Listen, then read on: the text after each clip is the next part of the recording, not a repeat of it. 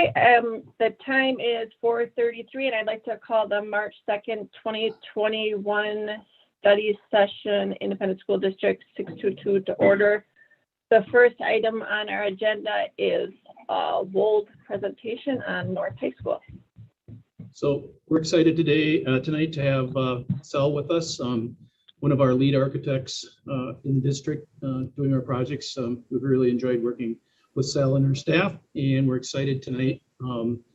We have plans for the north addition and renovation for you to see tonight, and so we're excited for you to view that. And with that, I think what we'll do is we'll let Sal go through the presentation, and then if people have questions at the end, we'll have a kind of a question and answer session. Okay. That sounds great. Thanks for the intro, Randy.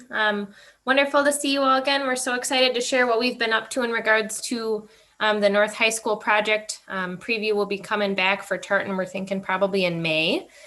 So we have come to the end of what we call design development at North. And so it's a great moment to share all that we've learned from your staff and your teachers on what they want to see in their spaces. We also do have some 3D views of what both the outside and the inside of the building are proposed to look like. So with that, I'll get started. So just to remind everyone and those who might be watching at home what the project scope is, it's about a $21 million project or construction cost project to increase the capacity of the building to serve 1,800 students. There's additions and renovations allocated for the media center, various classrooms and labs and special education. There's part of the project to create a secure entry and some main office renovations that go along with that.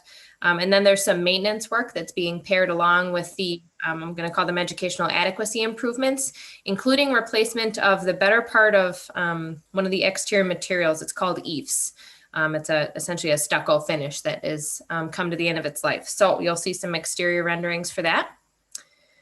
Referendum goals was to provide a safe and secure environment for students across the district, making sure that both high schools have an equitable capacity for your planned enrollment up to 1,800 each, making sure that there's equitable student experiences across both high schools, and last but not least, creating flexible and innovative teaching and learning spaces.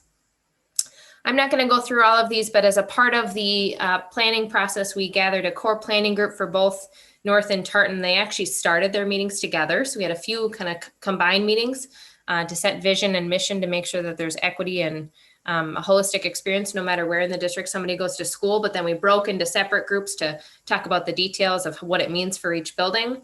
We've highlighted in orange here some of the key concepts, including maximizing flexibility, being safe while being welcoming, making sure there's opportunities for collaboration, and a desire for flexible learning spaces really wherever we could find them.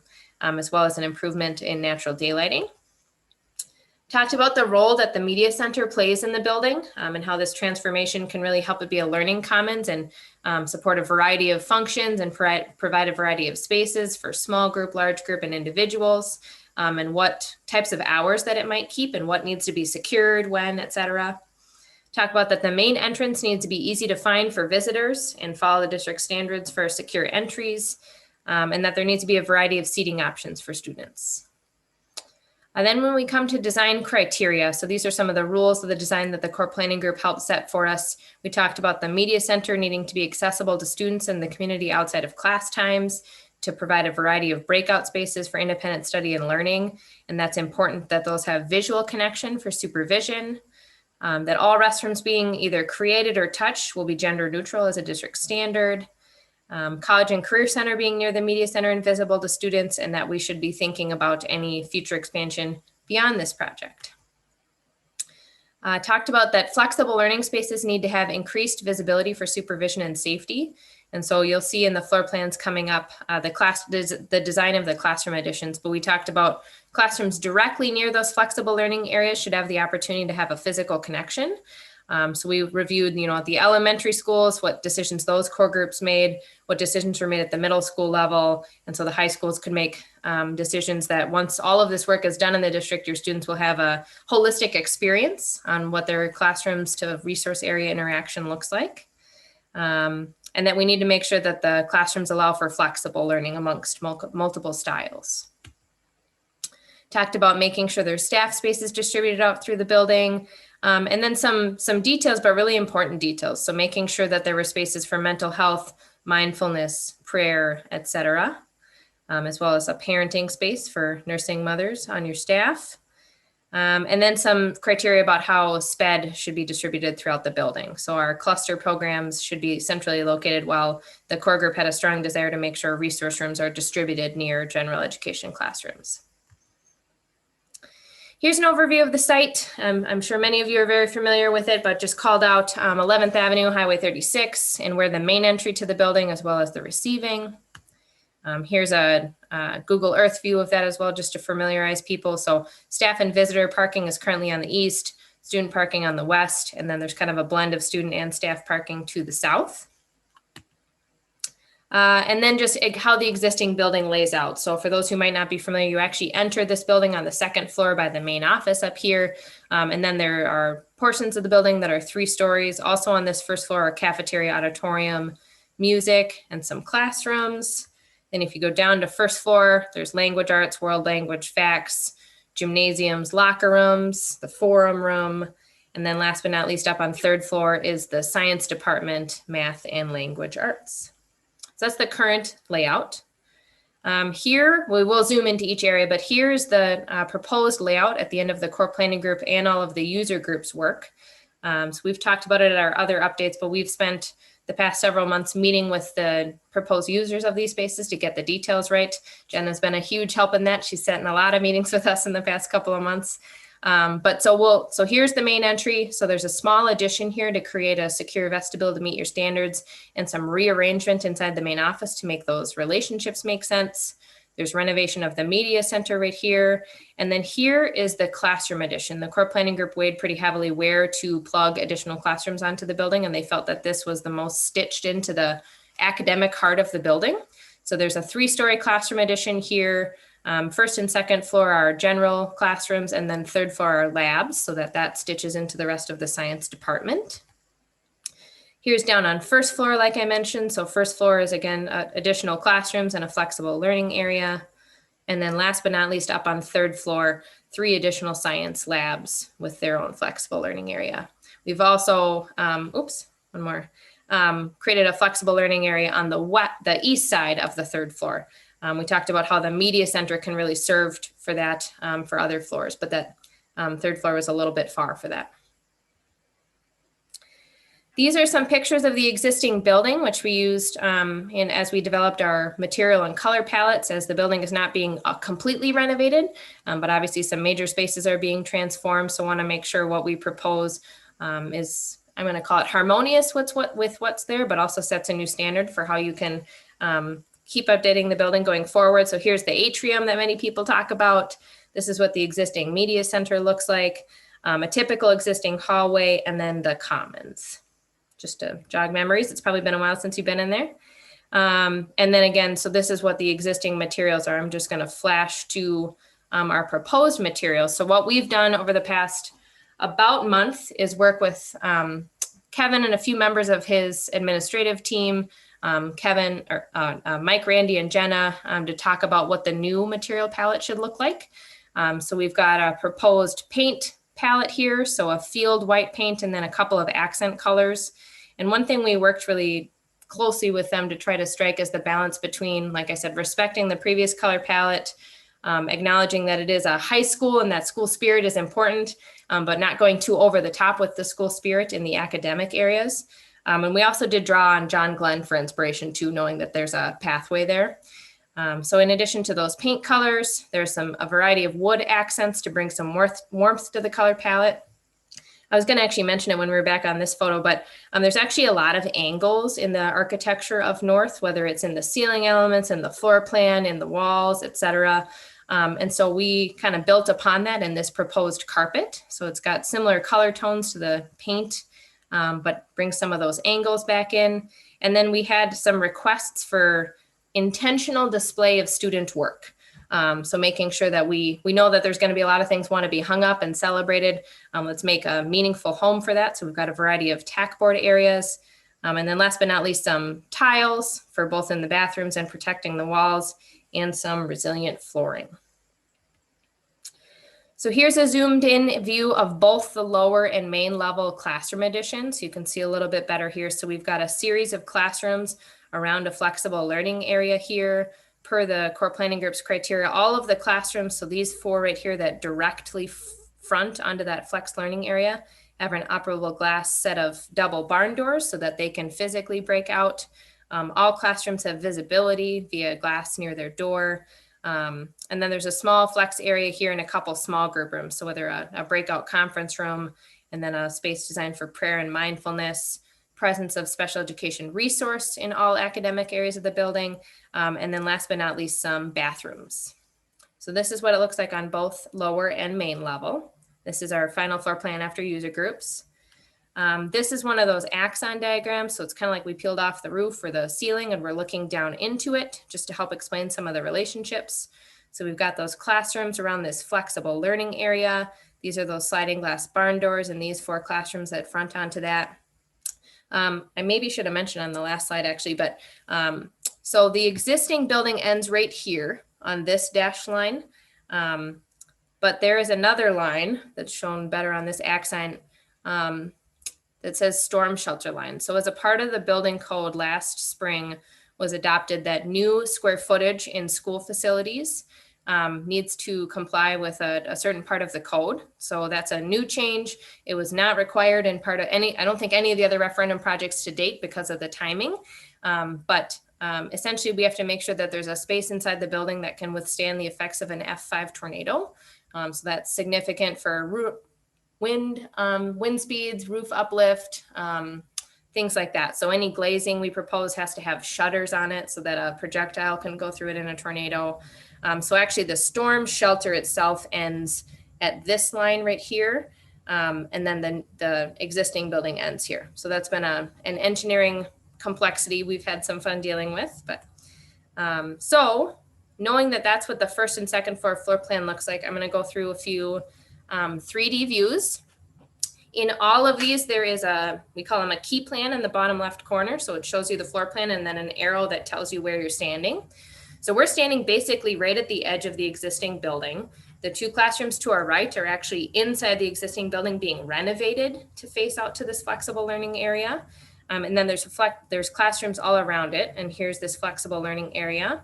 You can see kind of defining this with the use of the red accent color, bringing in some warmth with the wood. The group really, that really resonated with them. The furniture is certainly just a draft at this time. We'll work with the district on your furniture standards there, but it was really important to the users in the design of the space, like I said, for intentional spaces for student work. So these kind of angular shapes are actually tack surfaces, as well as a significant amount of access to marker board. We talked about that for things like Avid, really wanting to make sure that there's lots of writable surfaces. So we're putting everything to work. So here's this view. And then I think if I go down, now we're standing in the hallway. So the new classrooms are on our right now. And we're looking into that flexible learning area from the main circulation. So these are those existing classrooms that will get those operable glass barn doors, looking into the flex space, trying to define what's circulation with hard surface versus what's a space to pause and do our work with carpet. And again, making sure that there's spaces for individuals, small group, and large group. Now we're at the northern part of the floor plan. So we've kind of walked down the hallway and gone around the corner. So this is a small flexible learning area that's at the very northern part of the addition with a small group breakout room. At the end of this hallway, so you can see through these doors, would be the staircase that connects those 3 stories together. And again, the existing building would be kind of right behind us here. A couple other things you can see in this view, having tile up to 4 feet to protect our walls. And again, using our accent colors that are kind of subtle uses of school colors. And then last but not least, a zoomed in floor plan of our upper level. So this is where we have our 3 additional science labs. And they also have a flexible learning area. Major difference here is the presence of a few science prep rooms. So these 2 rooms share a space, these 2 rooms share one, and then last but not least, one for this lab. There are still restrooms up on this floor and some flexible learning area.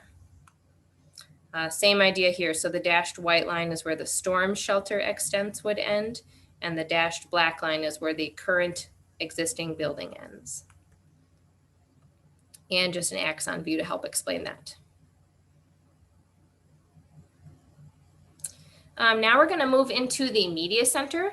So the core planning group really, as you saw in some of the criteria and commitments, they wanted to make sure that this space was as flexible and accessible as possible. So one thing that they chose to do, I might actually just highlight it here, was to include an operable partition here that can stack against this wall over here, so that during the day it could be as open as possible. Same thing here, that these doors could be open during the day, but that you could secure so that you have choices.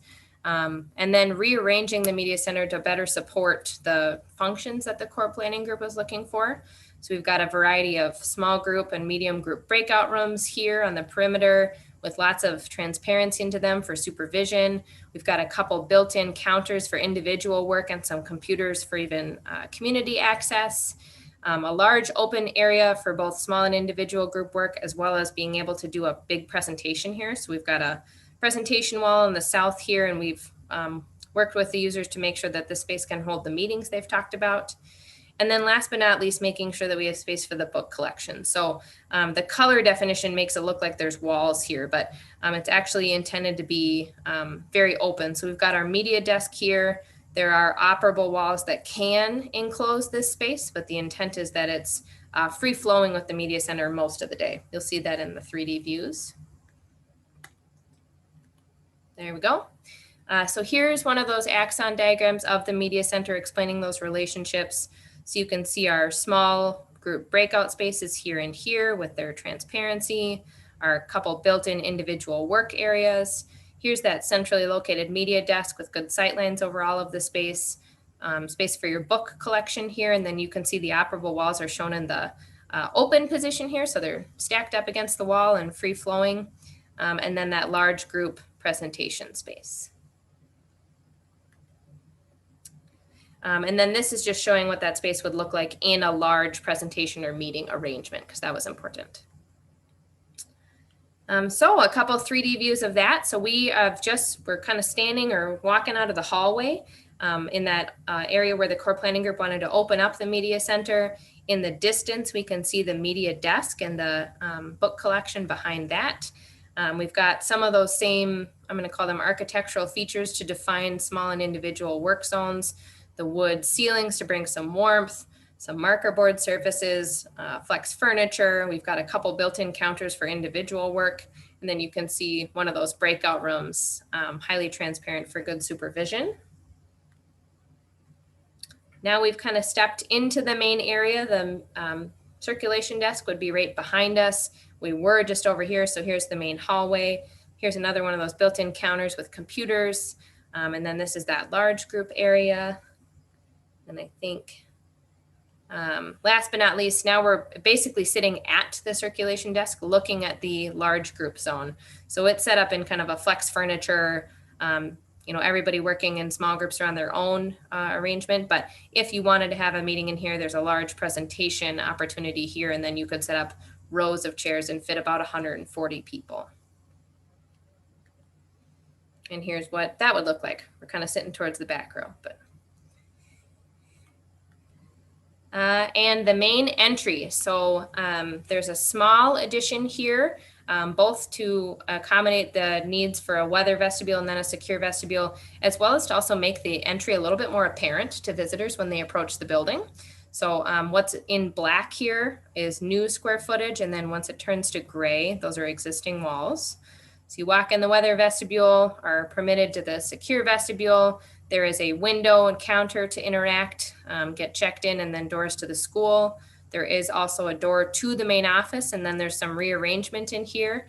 So we've got our welcome desk, a couple other workstations planned for, and then you'll see in the 3D, we've spent a lot of time with the site talking about, this is many people's first and maybe only introduction to the building, or they might only come as far as this. So it was really important to them to have branding and identity as a part of the architecture here.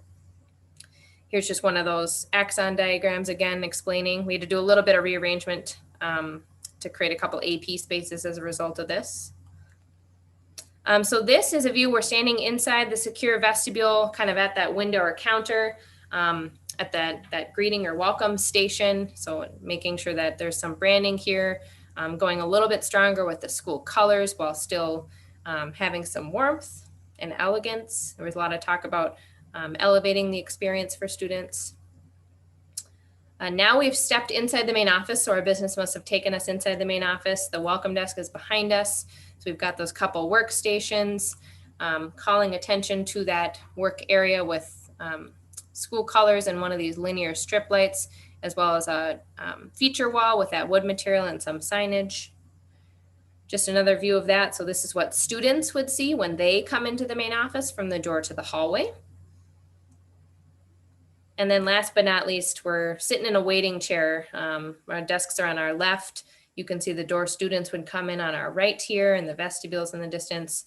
And then here's that welcome desk in the distance and the principal's office. So now we're going to step outside. We're working through all of this with the district and the city, but there's going to be some reconstruction of pavement areas to make sure that we can get the right condition as well as good traffic flow and function. But we've got our small addition for main entry here, and then here's our 3-story classroom addition. Here's what that looks like, just added on to that Google Earth view. So again, a 3-story classroom addition on the west side. It's difficult to see the main entry in this angle, but we do have a series of exterior views to show you what both the new square footage will look like, as well as what the replacement of the eaves material will look like. So these are some existing photos just to explain to people. The eaves is the exterior insulated finish system. So that's this material here. It's kind of the tan, and it's a material that has to be maintained or replaced, and it is difficult once it gets damaged to do that. So holes can get dug in it, etc. So after a lot of discussion, I think the preference would be to go to a material that's a little bit more durable and easy to maintain long term.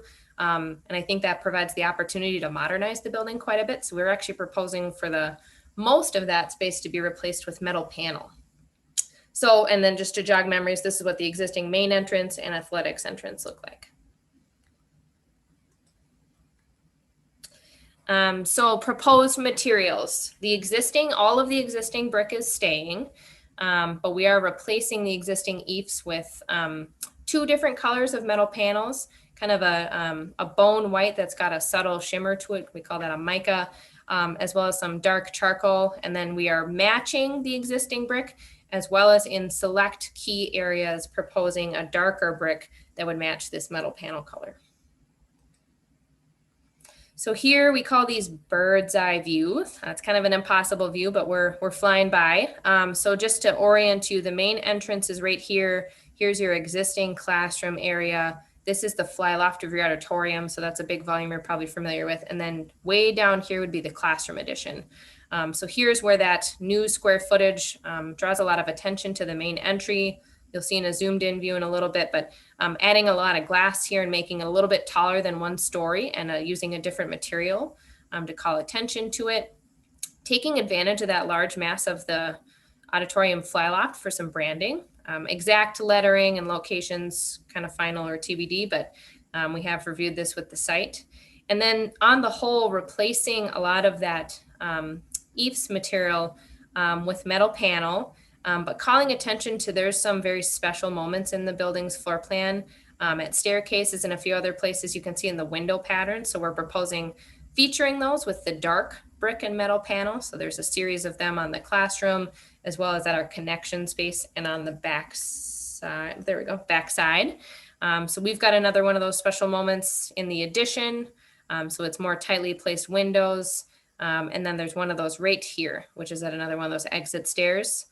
Also using that feature material to call attention to the athletic entrance, just like at the main entrance.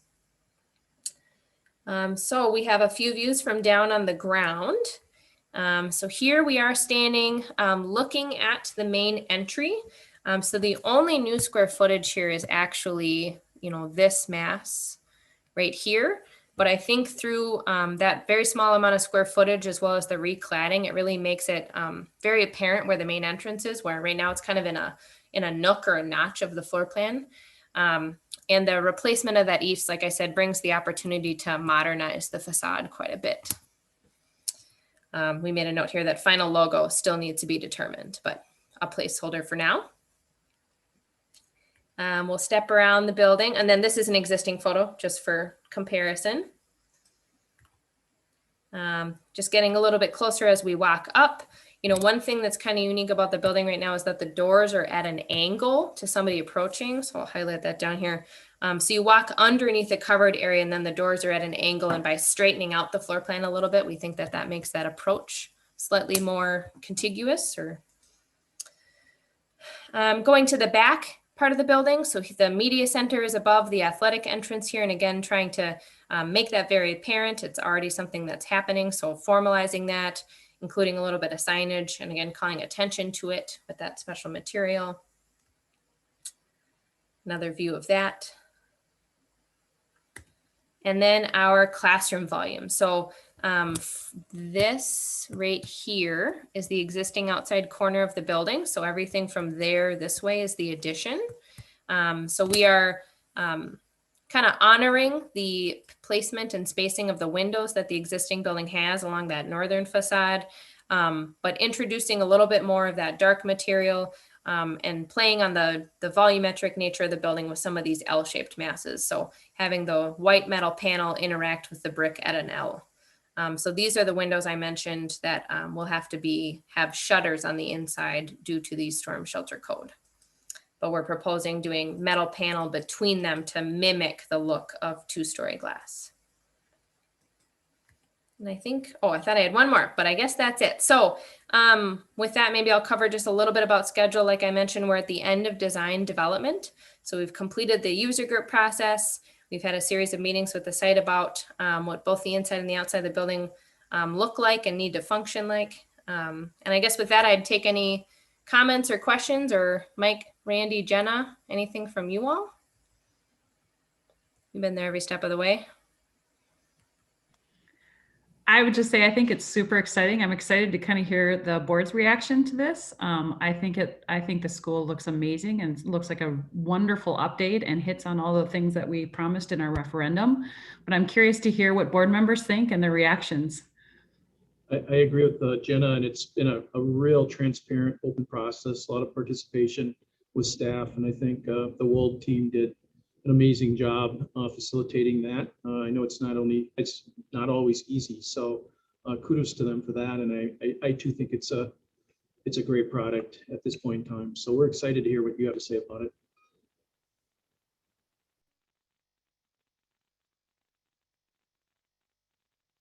All right, do we have questions or comments from board members?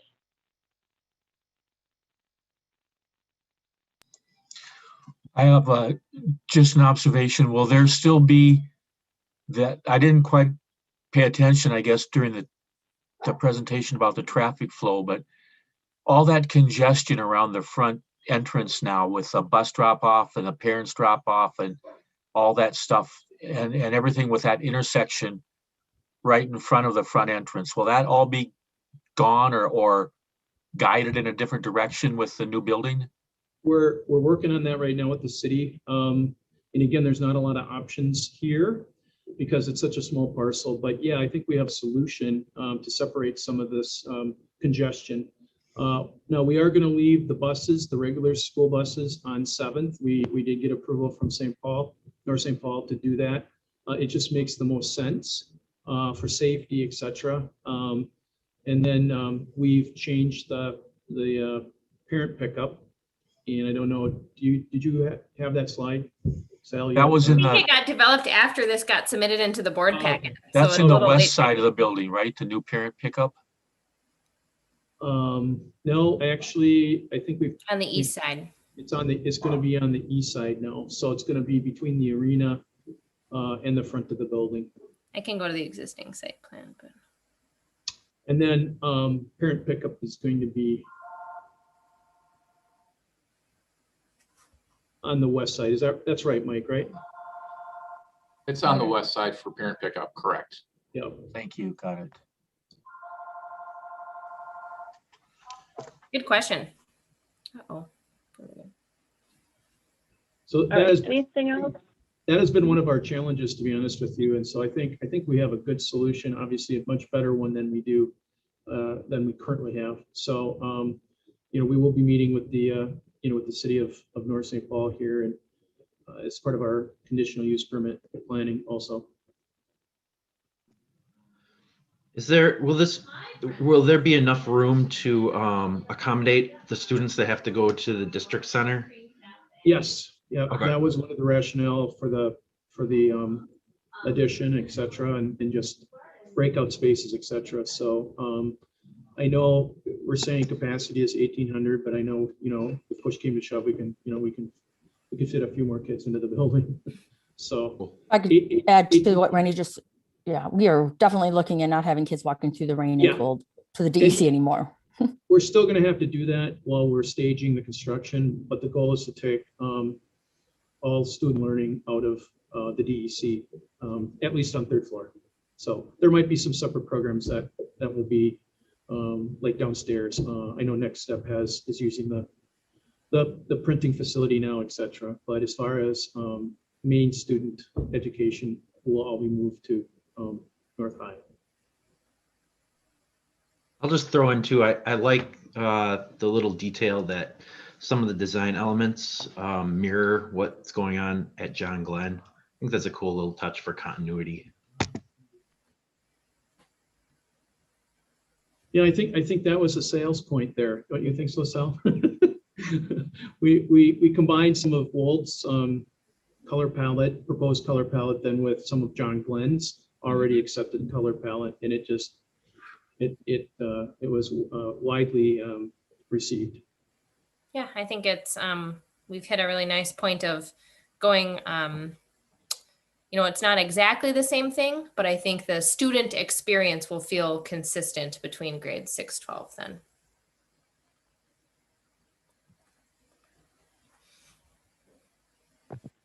All right, any other questions or comments? I just wanted to say that your renderings of the building are really clean and they look fabulous. As a student is approaching a newer building, like, to me, they would be excited to go into something new with the color palettes. I really appreciate that. And that the planning teams made the media center and the flexible learning, they made them very intentional to allow for that space, whether it's individual, medium, or large group. And I think that's really important, because if anyone's going into any type of secondary college setting, they're seeing a very similar layout. And so that kind of sets them up for what that may look like when they go to the next step. Absolutely. And that was a high priority of the group. We actually spent a lot of time talking about collegiate environments in the core planning group, and even talking about like the feel of a student union for the media center, for lack of a better term.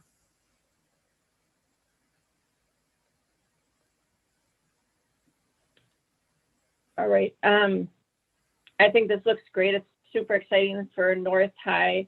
I did have one question. It was about the security features, and I think I asked you guys on the other buildings too, but just those ideas about like the double vestibule when you walk in, and some of the other ways of shutting down the buildings so that, like, if kids are coming in for athletics, that they can't enter the full building.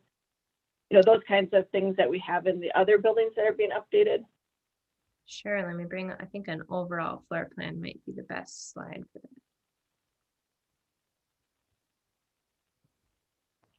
that. Okay, so we've got our weather and secure vestibule. So that's weather and secure vestibule. And then there are a series of cross corridor doors that can be taken advantage of. So there's doors here. The media center will have a door. Most of the wings have doors, like here and here. I think you can kind of choose how open you want. Usually the cafeteria is open if there's things happening, but so essentially the group worked to make sure that the academic areas can be sealed off, while your more public spaces, cafeteria, auditorium, gyms can be accessed. I don't know, Mike or Randy, any other thoughts on that? No, it was a high priority of the site. Go ahead, Mike. Yeah, that's great. We're good. That's exactly it, Sal. We just want to make sure we have that. That's Yeah. good. Thank you, Sal. Yeah, of I course. could add in a point as well, if I could, Michelle. I just want to sing some praises for Wold and Sal and Vaughn. The whole team has just been incredible. And one of the things that's been most amazing about their leadership has been the communication. They've involved students, they've involved staff. Everyone who lives and works in these spaces has really had some voice there. And it's been really incredible to see how well they've put that together. So can never say enough great things about the way they're communicating. Oh, thank you. We appreciate that. And Vaughn wishes he could be here, but somehow him and Kaylin both decided to go to Florida this week and nobody gave me the memo. So spring break. Well, we appreciate Any the other- time tonight. It's wonderful to give you an update. And like I said, I think we'll have a similar update in the coming months for Tartan.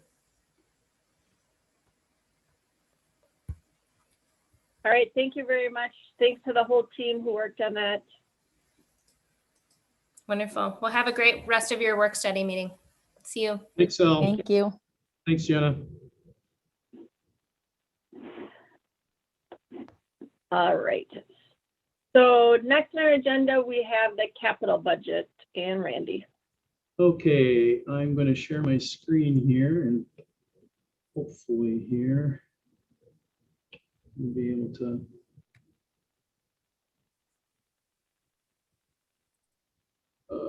Oops. Are you seeing the full screen? Or are you seeing the two? We're saying the two, Randy. Okay, I need to stop that then. I've got a double monitor here, so I've got to take that into consideration here. Oop.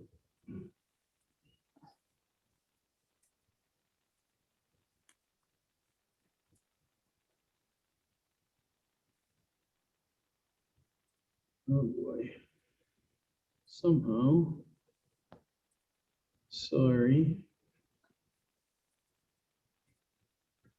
Oh, sorry. I'm having some technological difficulties here. All right, there we go. Did that come up or not? No, yes. We're Yep. seeing the No, we're you're seeing the good. slide. We're seeing the slides on your left as well, but it's okay if we need to go from there, Randy. Okay. So I guess what I want to do, how's that looking? Looks There you good. go. Bingo. Okay. All right. I had the double monitors going here and it took a little bit to get used to it. So again, we're going through our, our budget for 2021 or 21-22. And tonight I just want to give you one of the first steps in the process. Remember, we did our certified levy back in December. And so now, we're doing our recommendation of our capital budget. We do that separately. And then I'll go through some of our long-term facilities projects and then kind of where we see ourselves budget-wise for next year, some projections. So again, if you take a look at the capital budget, 2021-22, again, building budgets are based upon student enrollment. Again, the allocation is the same we've used in the past. We are using the same student enrollments that we're doing for staffing. Other district budgets will remain the same for 2021-22. There won't be any increases as far as from an inflation standpoint. The other things just to note, we do have an increase in our capital budget because we've had a small increase in lease levy for our 916 facilities that we participate in. Again, we did have, and you'll see here, and I'll point it out, an increase in the Woodbury abatement levy. That was, remember, passed by the board in 2004, 2005. And it has to do with the shopping center on Tamarack Road there. That's all district property. And so in order to build and do those facilities, we shared in some costs with Woodbury in order to do some infrastructure, et cetera, in there. So it is worth it. It was passed in 2004 or 5, but they put kind of a moratorium on it for a number of years because of the recession, so they weren't doing anything. We do have in here, there hasn't been an amount that's been determined yet. I'm working with Heidi Lee and her team. There will be a one-time curriculum initiative, and that's to do curriculum materials for online learning and then help with some of the replacement cycle materials that are more expensive than we normally budget on a single year, such as like science and math. So again, this amount will be determined, and I will bring it to the board for approval at the March board meeting. And again, remember last year we did about a $600,000 one-time investment or one-time initiative for one-to-one devices, and of course we did that, and we did a lot because of the CARES and COVID money. So if you look at the district-wide capital, there isn't a lot of changes here, as you can see. Kind of we're going up without including this curriculum initiative online and replacement cycle. I've got a 0 there. So we're looking at about a $46,000 increase. Otherwise, everything stays the same.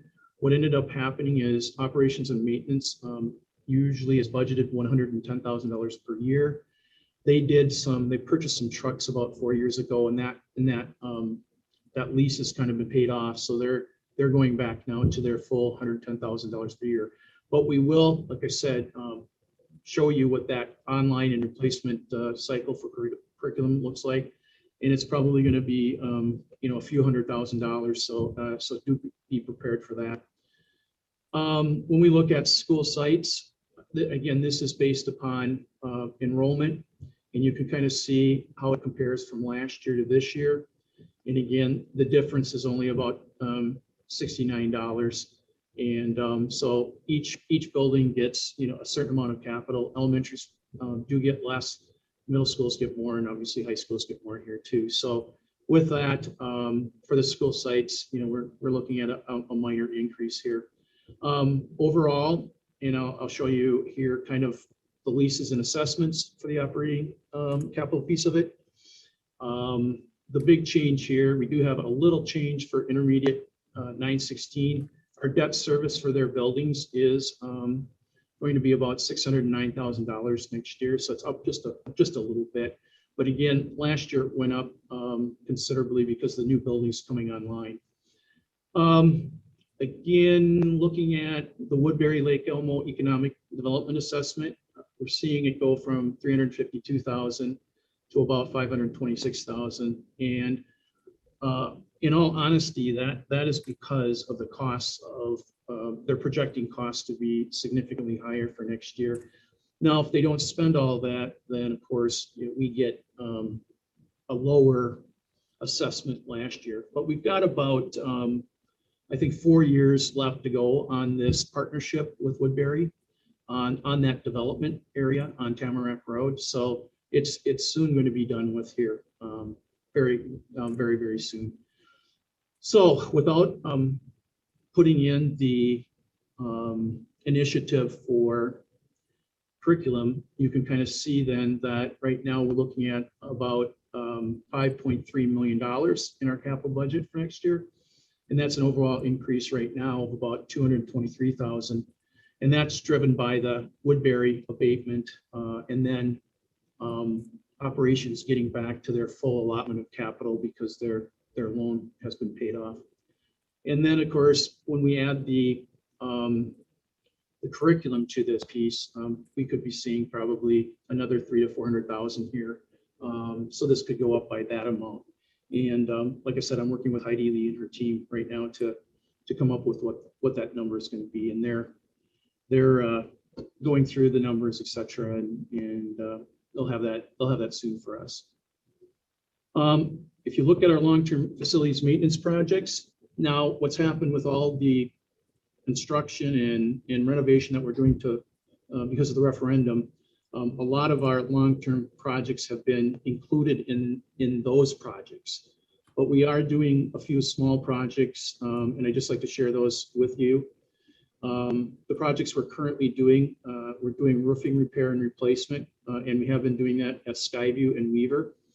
The roofing project at Skyview has been separate from the construction project, and we started that earlier. We did a lot of this last fall. last summer and fall before the construction actually started at Skyview. And of course, Weaver also had a roofing, about $700,000 worth of roofing done. Again, we did the Weaver classrooms. We put 2 classrooms in at Weaver because of their increased enrollment. We did site lighting at Tartan Arena to reduce the cost of energy. We did the same thing with our renovation a couple of years ago at Polar. This has really been an energy savings to go from standard incandescent lighting to LEDs has dropped our utility bills considerably. So that project just ended up finishing at Tartan. And so Tartan and Polar have been 2 of our highest energy users, especially for electricity. And so we're seeing a significant reduction to our bills, which will help our overall utility bill. Currently, we're finishing up, or we just finished up a mechanical project at Polar. Polar Arena, remember, was built in 1970, and so we did do some new heating and airflow HVAC systems in there. Again, improving energy consumption and usage. Other improvements that we've done are currently finishing is sidewalks and parking lots where they need patching, etc.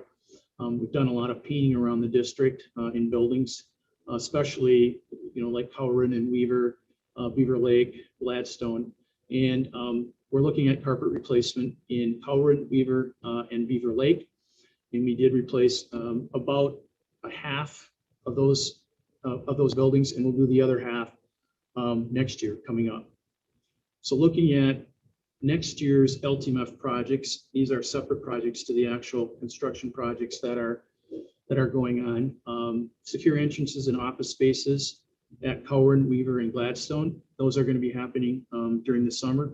And this will be a combination of bonding monies and then also long-term facilities monies as well. So we'll combine those financial sources to do these. And these are in the planning stages, almost complete with the planning stages. And we're looking to go out to bid on these projects here within the next couple months, and they will happen during the summer. So we're excited, and we've worked with the teams just as we have at North at these 3 facilities, and it's gone well. Wold has done a fantastic job. We actually are going to do some roofing repair and replacement. Power is going to get a new roof. Again, remember, they're not in the major construction end of it, so they're getting a secure entrance and some adjustments to their office space, and then they're also due for a new roof, so we will do that this coming summer. And then we're working with Wold, and this is a really a cool thing that we're doing with them. I partnered with them in my former school district to build a long-term maintenance 10-year database. This is based in Excel, and so we can kind of do our long-term facilities planning after our buildings are all completed, etc., and keep it on a database so that we know what needs to be done from year to year. So I'm excited for that, to be partnering with them for this coming year on that also. And then again, as we do every year, trying to fix sidewalks that are cracked and some parking lots that need, patching, etc., that aren't going to get renovated, painting. And again, as I mentioned before, we're going to complete the carpeting at Cowron, Weaver, and Beaver Lake. When we take a look at our budget and financial projections, we've been working with the cabinet and taking a look at kind of where we're at, etc. Again, remember, these were our assumptions. You've seen these before. Enrollment is going to be, it's been updated, but what we've decided to do is budget for the same amount of students that we have this year, and then decrease it by the 80 ADMs because we are going to be losing, or potentially going to be losing, that $750,000 grant for pre-K. So it's, when you see the enrollment, it's almost the same except for less that 80 adjusted daily membership for pre-K. We're looking at state aid to be 0, but we're also then looking at compensatory revenue to be held harmless. So some way that's considerable. This compensatory revenue, of course, is considerable, but this is going to be hurtful if they don't hold us, the state doesn't hold us harmless on that. Most of the metro school districts will have problems. What's causing this is because of the universal feeding for all this past year, we've struggled to get folks who qualify for free and reduced to fill out the forms. And so thus, everybody in the state's numbers have dropped, and so has then compensatory revenue, because compensatory revenue is generated by free and reduced recipients. So that's a big one for us, but we're hoping that through legislation, they do something with that, because for us, that's $5 million. And for a number of schools around the state, it's significant as well. We just talked about this at my Minnesota Association of School Business Officials. We had a conference a couple weeks ago, and this is a big thing that we talked about, and we're hoping that, that the legislature does something with that for sure. Whoops. Pre-K, like I told you, we have grants. That was a 2-year grant. We will continue to have 2 buildings. I think it was Webster and Richardson were the first 2 grant monies. We'll continue to receive those because they were grandfathered in. We're looking at special education revenue increasing. That was by state statute, based upon our numbers also. We are receiving CARES and COVID-19 grant monies. And again, these dollars have, they are significant, and they will be used to offset costs where appropriate. Our CRF dollars, we received $3.3 million. The first round of COVID-19 grants, the CARES grants, we received 2.2. And we think the second round of grants, we're going to receive about $4.9 million. So again, we're going to use those dollars to offset our costs where appropriate and where they fit, which is, like I said, which is nice. So again, if we don't see the compensatory revenue show up, if that happens, we do have hopefully some funds that we can circle around with to make up for that loss of compensatory revenue. The projection shows roll-up costs for all of our groups and cost of living increase. Utilities overall 3%. We already have a contract with First Student and our vendors, and that is a 2.5% increase for next year. Just to let you know, the cost of inflation for next year is projected to be 2.31%. And again, we're doing reductions and additions to right size enrollment and to then employ our online learning initiative. And I know Christine will probably talk about that later on in her superintendent update. Yep, I'll get to that in just a bit here. Yep. And so the fund balance target, of course, remember, is between 8 and 10. Right now, we currently, after this year, we're projected to be about 12.59% at the end of this year. So when we take a look at our enrollment, this year versus upon next, you can kind of see with our voluntary pre-K, so when I do the projections, there's an 80 decrease there. But as you can see, when you look at our numbers here, we're looking at 10,337 students ending this year. And that's about the same when you take when you add in the 80 ADMs for pre-K here. So this is at least at this juncture what I'm going to use to build our budget on as far as enrollment numbers when we move forward. So our initial projection, and you remember, you've seen that model that I have. It has a number of different worksheets in Excel spreadsheet, and we put in numbers for projecting our revenue for 5 years. We put in numbers to project our expenditures for 5 years, and our enrollment, of course. And this is the main sheet, that kind of pops out that we look at. Again, I'd like to think that this is the worst possible scenario. That's one of the things I kind of do. I like to take a look at, maybe what the worst possible scenario is, and then obviously, we hope for the best, etc. So when I take a look at that right now, it looks like, we're going to use about $2 million worth of fund balance this year. I'm hoping, we break even or so, because obviously we haven't spent all of our money this year, but this is kind of what the model shows. And then for next year, we're looking at using about $6.1 million of fund balance. So you're looking at the end of this year, worst possible scenario, 12.59, next year, 8.89, assuming we do use $6.1 million. Again, who knows, we don't have a crystal ball. all districts are kind of in the same place. You know, we're taking a conservative wait and see approach. I think that's how I would define it. We do have the necessary resources in order to do that.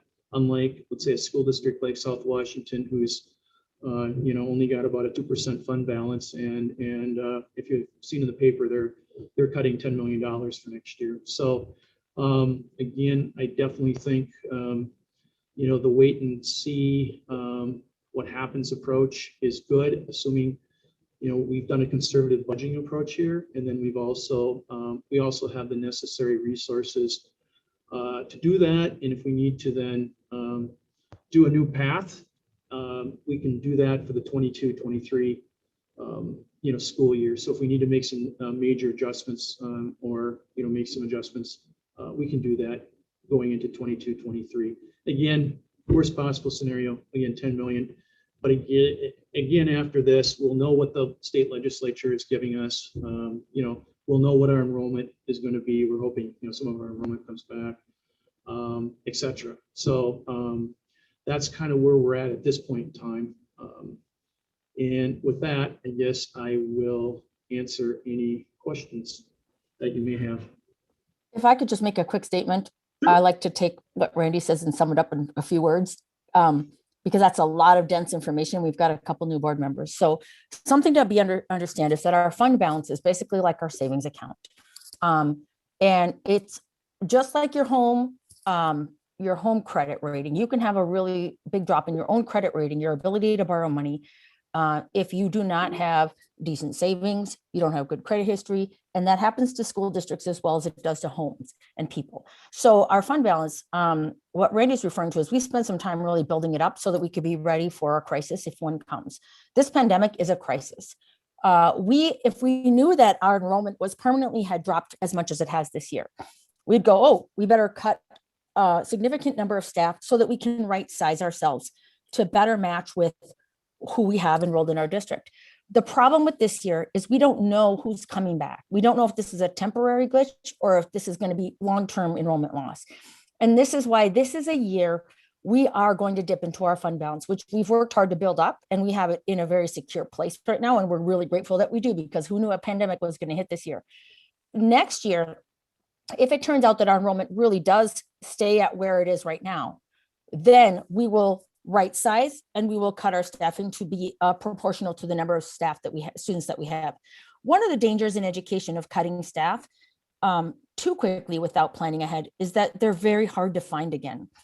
It's very difficult to hire good quality teachers, especially in the maths and sciences and special education. It's really difficult to hire bus drivers. If we lay off bus drivers now and then find out later that we need them, it's very hard to get them back. So this is one of those years that we've spent a lot of time discussing. This is the time to use a little fund balance so that we can make sure we hang on to good staff that we have. And of course, if our enrollment doesn't come back, we have to right size. So that's in a nutshell, some of what Randy was just talking about. And thank goodness for all of our really, really careful. And he says he likes to think of the worst case scenario. That's true. It's called conservative budgeting. And that's a good thing, because we always predict the worst and hope for the best, but we base our planning on the worst. And that's what we've done with Randy's leadership in finance. We've done a really good job of that. And that's why we're in a position right now where we're able to make these decisions. And I will also add that the work that we're currently underway to consolidate some schools and build more efficient operating systems is also right in line with how you have an efficient budget. School districts that maintain really small schools with very small populations of students in them face a lot of overhead costs. And that's part of our master plan with facilities to try to get to a place where we are as efficiently run as possible. And so I just want to echo that as well. Thanks, Christine. Mm-hmm.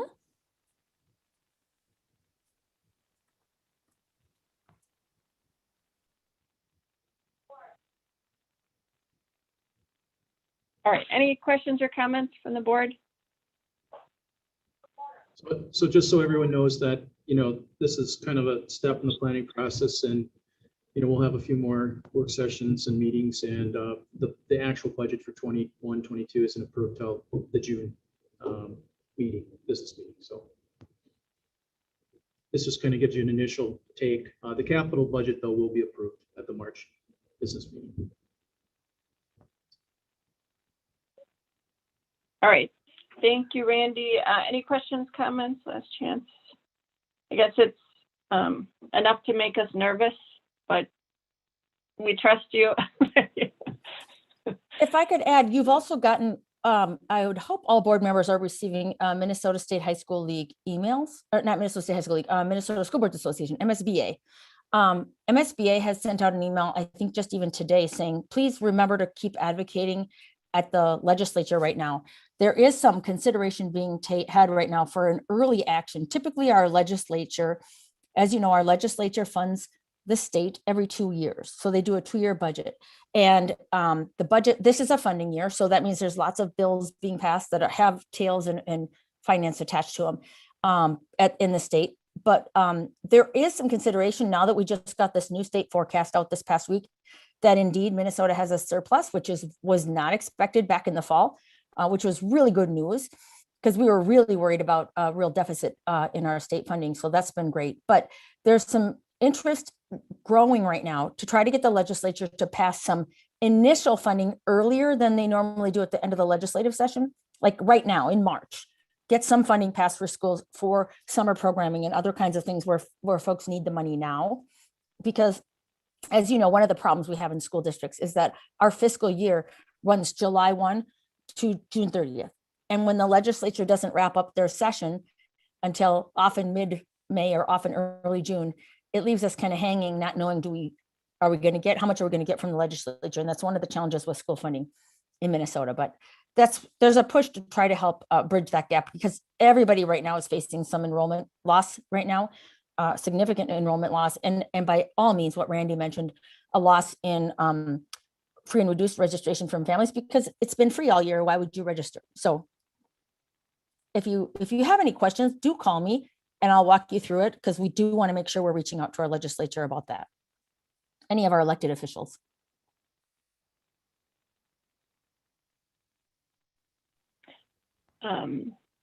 For board members, if you're not getting those emails from MSBA, if you connect with Kim, she can help make sure that you get those. And as always, if you have questions, reach out to me, on finance Yes, or whatever. So, absolutely. yep. Yeah. All right. Thanks very much, Randy. Thank you, Christine.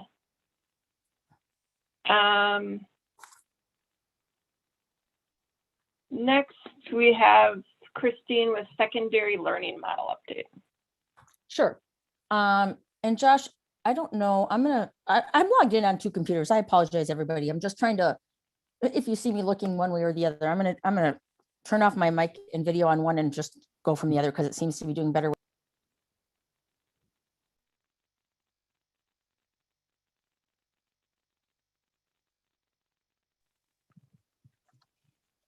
All right, hopefully everybody can hear me. Are you good? Okay, great.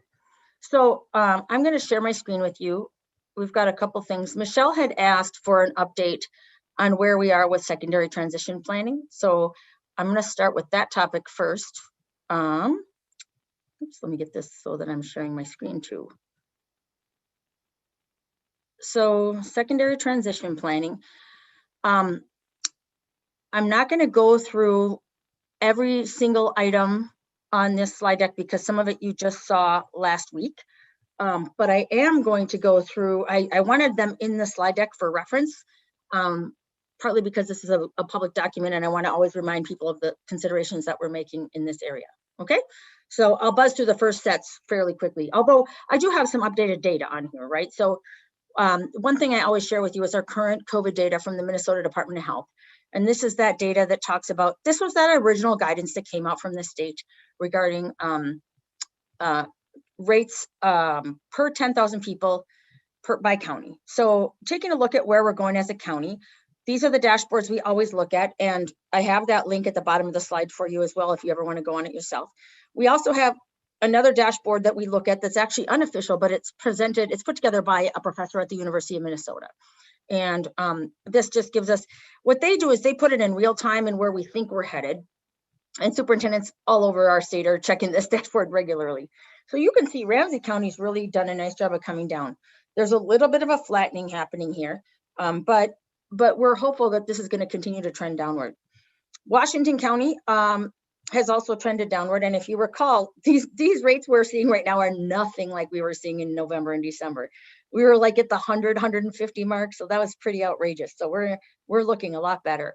I talked to you last week about all these different precautions that are in place with air purifiers and HVAC upgrades and all these pieces. So I'm not going to get back into all this. I'm just reminding you that we have our dashboard that's here for 622 and some guidance documents that we work off constantly from the state.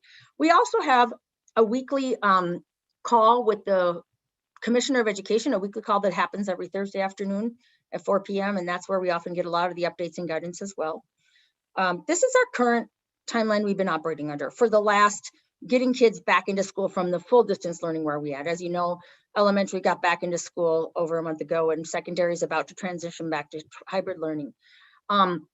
Last week, I spoke with you about the fact that the state had come out with some new guidance the week prior, stating that it was possible for school districts to start coming back sooner. And one of the challenges we were facing was that we already had all these days in place. Part of the governor's order is that it does require we give staff planning days between learning models. So transitioning back from all distance into hybrid model, giving our secondary staff that opportunity for some planning days, which means canceling classes for those days, which is tough to do because people have had so much interrupted learning. We didn't want to have to keep doing that, but we know that we owe that to our staff as well.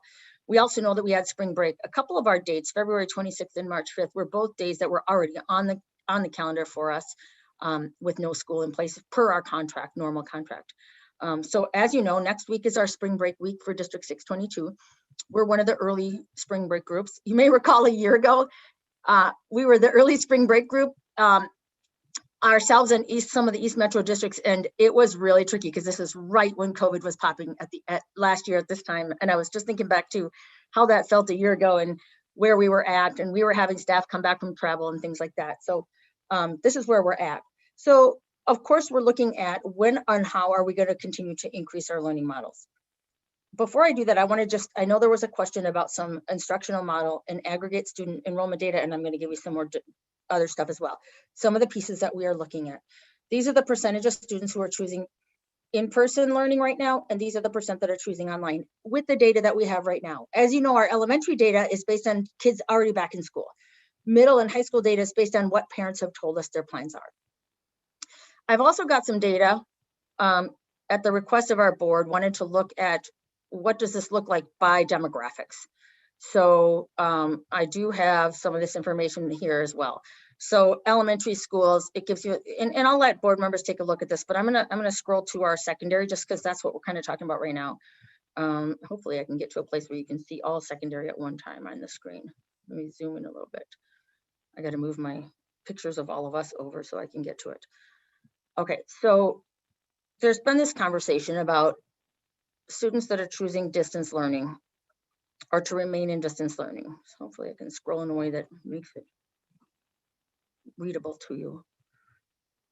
I'm trying to get it to show just the secondaries. Hang on a second. So Skyview, okay, here we go. John Glenn Middle. So Christine. Yes. I looked through the board books and this information was not there. Is there a way you can send it to us so that we can have it? You will have all of this information. This number is changing every day right now. So I didn't put it in there last week because I wanted to give you the most latest and greatest. You will have all this for sure. Okay. Absolutely. So taking a look at, for example, John Glenn. John Glenn has 43% of their students are staying in distance learning. Of those students, 85% are students of color. Maplewood Middle has 42% of their students staying in distance learning. Of those, 80% are students of color. Skyview is 40% in distance learning and 70% are students of color.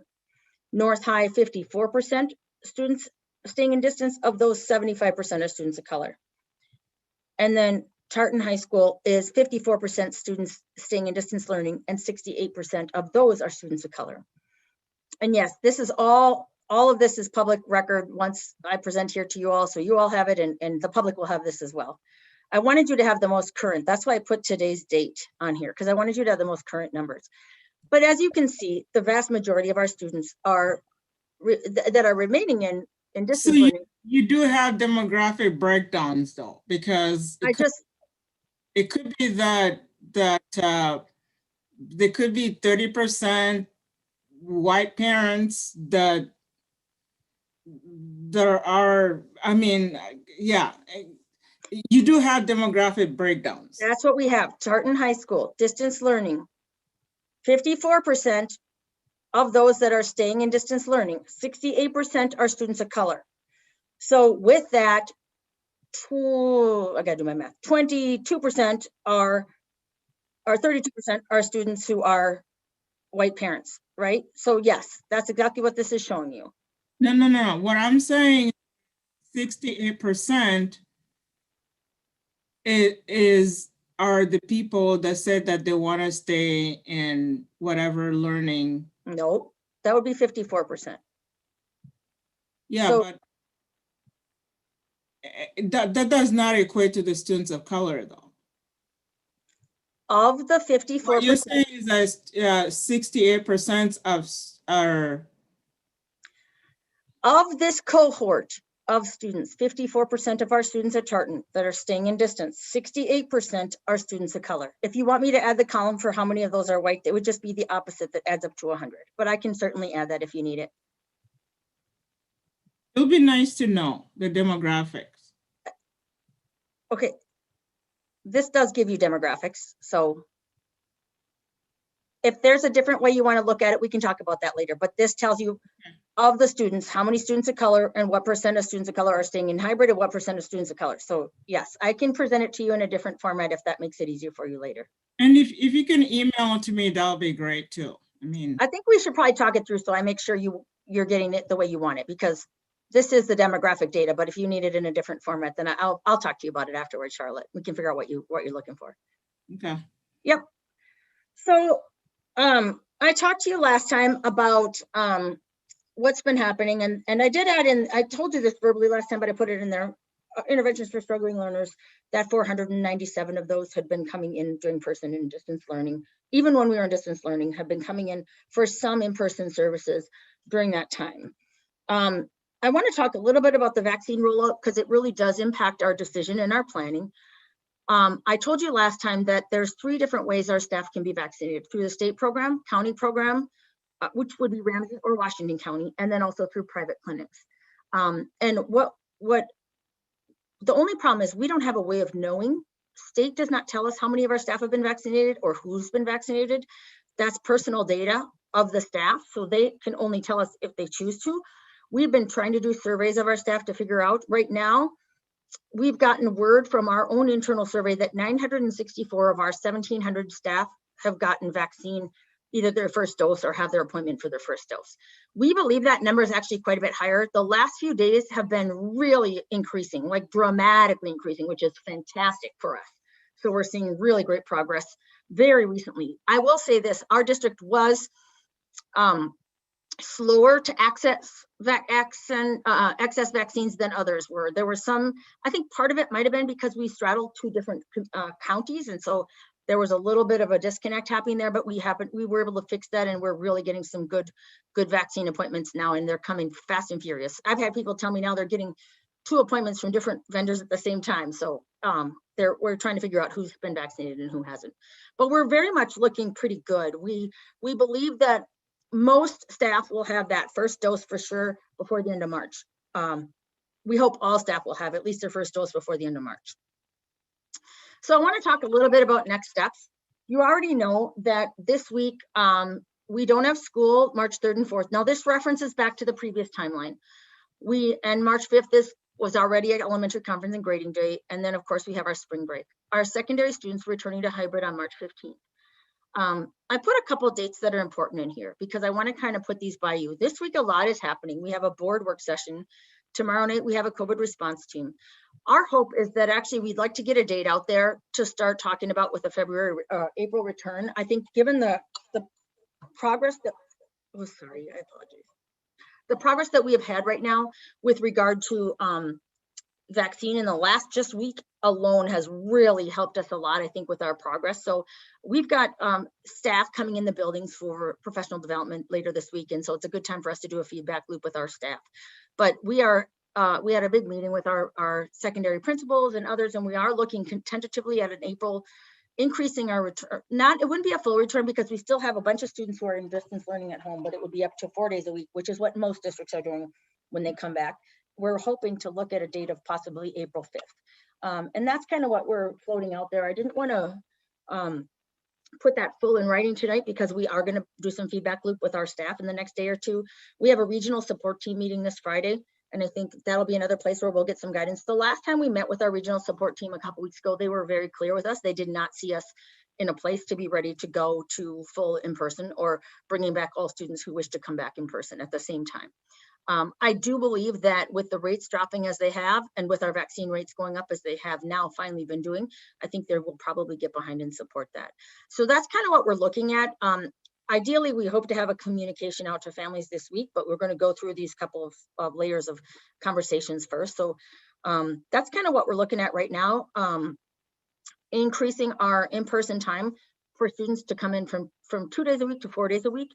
Part of the reason, and this is why almost every district anywhere in the metro is sticking with a 4-day week, because the teachers still need a day to be able to teach the students who are learning at home and to push out lessons for those students who are learning at home. And so that's where that element is coming into play with that. As soon as we no longer are required to do distance learning, then that could go away and we could go back to full 5 days a week. The reason we could do 5 days a week at elementary and not secondary is because at elementary, we were able to separate out, I like to see faces when I talk. We were able to separate out, these are the teachers that are going to do distance learning online kids, and these are the ones that are going to teach in-person kids, because all the teachers share a similar license area. In secondary, there's so many different licenses. Those teachers have to teach both groups. There's no way to separate them out. And so that's why at secondary, it's more tricky to go back full time. But that's kind of what we're looking at. And that's sort of our thinking around those areas. So with that, I'm open to comments and discussion around that topic.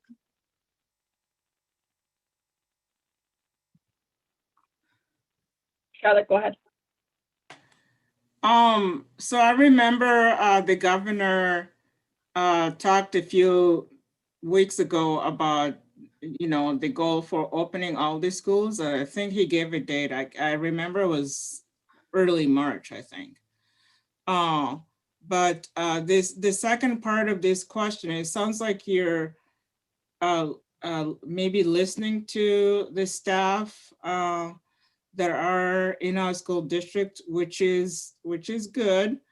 But I'm also wondering how are we pairing as far as our neighboring district? How are we doing? Are we, as you know, you and I both know, like parents are always comparing themselves to Maramita, St. Paul, Woodbury, and so forth and so forth. So how are we doing as far as our secondary school transition? How is it going as far as compared to other school districts that are around us? So great question. First of all, I'd like to just mention that the governor's request was that schools get back into either hybrid or full-time in March, which is what we're doing. So back out of full distance learning. So we are totally following that recommendation and we already had those plans before the governor came out with that order. So that's not anything different. With regard to our neighboring districts, just recently, people have been starting to talk about full return or almost full return in person. Most have been in hybrid mode until now. Now that vaccines have picked up, we are making progress. So we're very comparable to neighboring districts. School districts like St. Paul schools are going to go back, I think the middle of April, 15th or something. They're going to go back full time or close to full time in their learning model. The other thing that I will say, we are very much different than Matabita and South Wash and Stillwater by the number of our students who are choosing to stay at home in distance learning.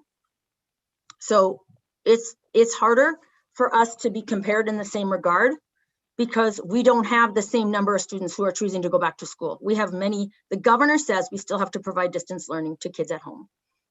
And that is why we have to think differently about how our teachers' day is spent. If our teachers don't have time in their schedule to be able to teach the kids at home. So this is not about listening to teachers, whether they want to go to work or not. It's about how do we schedule their time? Because one of the things we have done really, I think, well, is in our online program, our kids don't just work independently. It's not an independent study. They get Zoom time with their teachers, and they're actually in groups and in discussions. And so if our teachers have to go to full-time working with students in school, and mind you, less than half of our high school students are coming back for that in-person learning, and more than half are going to stay home. We need to teach the kids at home. We can't just throw a book at them and say, you're good for the next few months, right? And that's part of why I wanted you to see that our students at home are a much greater majority students of color than the students who are coming back in person. So that's why I want to be clear the things that we have to weigh and balance when we consider how we manage our schedule and how we bring students and bring our staff back. So based on what you just said, I think that as a maybe as a board, we need to talk about what we should be doing, because we all know based on studies that this pandemic and the online learning and everything has exacerbated the academic achievement gap between the white students and the students of color.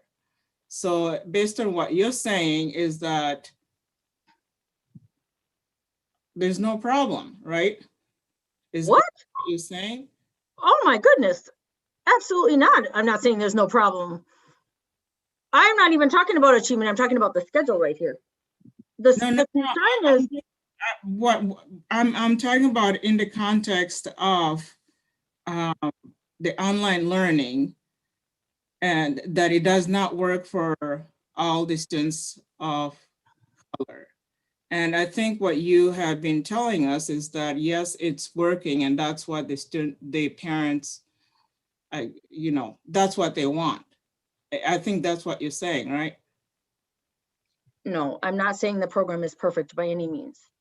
Okay. I'm telling you, the governor's requiring us to continue to offer it. And so we have to offer it.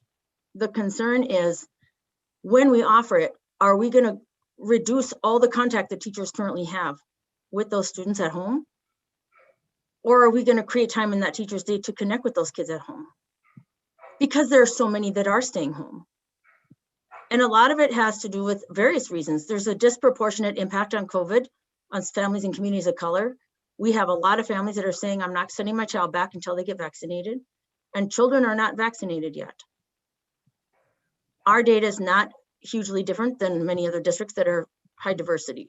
What I'm saying, Charlotte, is that if what you as a board want to tell me is I have to bring all my teachers back full time and forget about the kids at home, I won't do that. I can't forget about the kids at home because it's more than 50% of our kids are staying home. So I can't forget about the kids at home. I have to keep trying to find a way to offer them good programming. If the governor were to take away that requirement and say everybody has to come back and you don't have to provide online school anymore, that would make things easy. The problem is the governor's program says we have to continue to provide online programming through this school year because of the pandemic. And I'm not going to ignore 50% of our kids at home and just give them independent study lessons. I want them to have access to a teacher.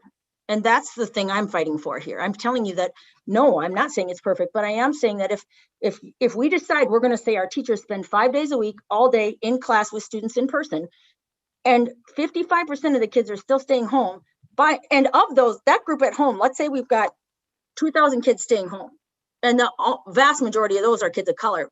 I'm not going to let my teachers ignore them. They have to have time to serve them. And that's what I'm speaking to. And yeah. I'm not saying we should ignore them either. That's not what I'm saying. What I'm saying is that as a board, we need to come up with strategies to serve those students so that they can succeed and not be left behind. That's really all I'm saying. So I hear you asking for a report from my principals of how they've been helping make sure nobody's failing. I'd be happy to bring that report forward. Yes. And that's been, I would say, everything we put every meeting and every energy into is exactly that question. But that's why I want to be really clear when I say that what we're talking about isn't about teachers wanting to work or not want to work. Our teachers are working really hard to make sure no child fails. And if they can't be in two places at once, how do we make sure we have a schedule that really serves our kids well? And so it's not about listening to teachers, it's about problem solving with teachers. How do we make sure no one fails? And how do we build a schedule that can help us do that? So that's what every superintendent around us is talking about. And that's what we're talking about. What makes things different in 622 is we have more families choosing to stay in person. I mean, at home until they get vaccinated. We have more families choosing that option. I think the really tough thing too that we're looking at is just taking hybrid in a couple weeks when we start that is I believe the governor has said that teachers don't need to do both distance and hybrid. And from what I've been hearing, my teachers or my son's teachers tell him is that, and my son's going to be a distance learner for Tri-3. While the teachers are teaching hybrid and in person with the kids that choose to come to class, a lot of the teachers are going to be streaming their class live, and the distance students are expected to show up and get their lessons at the same time the hybrid students are physically face-to-face with the teacher. The teachers, I don't think, are supposed to do that, but they're going to do that because that's the best that we can do. They're going to bat for us. They're going to bat for the kids because they don't want the families that choose to stay at home or the students that choose to stay home for health reasons, for any multitude of reasons, just depending on what kind of a family you are, the dynamics that everyone is seeing. Our teachers know that, and the best that they can offer is to make sure that while they're teaching the hybrid students and the students that are in the class, they also they open up the Zoom so that their students at home can hear that lesson too, and they don't have to do that. Mm-hmm. Well, and that's to your point. It's I love what you just said, Ben, because it's I want to clarify. It's not about they're not supposed to do it. The governor's rule says we can't require them to do both. We are so fortunate in 622 because our teachers, almost every one of them is willing to do both, and they are doing both. That's not the case for every district. I can promise you, I've had that conversation with so many superintendents. So our staff have really stepped up and are going above and beyond to do both at the same time. It's just that if you are managing a group of 11-year-olds in a classroom and you're putting them in discussion groups, to also be putting the kids online into discussion groups and then trying to make sure there's something meaningful coming of it rather than just having the kids online follow along at their own pace. So these are things we've all been working through. And I think that what might be helpful, I think that last fall we had a lot of discussion about this when we were talking about hybrid model versus in-person and all that. I'm wondering if, especially for a couple of new board members, it might be helpful to visit some classrooms. I know Michelle and I walked through classrooms together, Charlotte and Julia. Michelle and I walked through many classrooms last fall, and it kind of helped explain what the issue is about how teachers teach simultaneously and what their schedule looks like. But no, we've been very much on par with our neighbors in this regard. And that's one of the things that we're, trying to figure out the best way to do. And now that we're finally getting vaccinated in the way that we are, we're very much looking forward to moving to the next step. I think a challenge too would be, Christine, did you say that we're looking at maybe a 4-5 or April 5th to move to full-time 4 days a week? Yeah, we looked at, that's the thought. Yeah, well, we've got a regional support team meeting this week. And we want to hear what they have to say to us. But one of the issues is that a lot of our staff aren't going to get their second dose of the vaccine until the very last week of March. If for the vast majority who've just gotten it, they're going to get their second dose the last week of March. And that's that kind of window of time where they're going to be better protected. So that's kind of that's the angle we were looking at with regard to that date. So the thing that maybe strikes me as probably maybe even a tougher situation than the hybrid is if we do return, in April to full time with 4 days a week. Will there be still, we potentially could still have a situation where the governor still allows for distance learning to be Oh, for sure. I would expect that through this year. Yeah, so I would think like if we're fully back and everyone's going 4 days a week, if you choose to go to school in person, that means the teachers will have bigger classes, which means they'll even have less time with their distance students.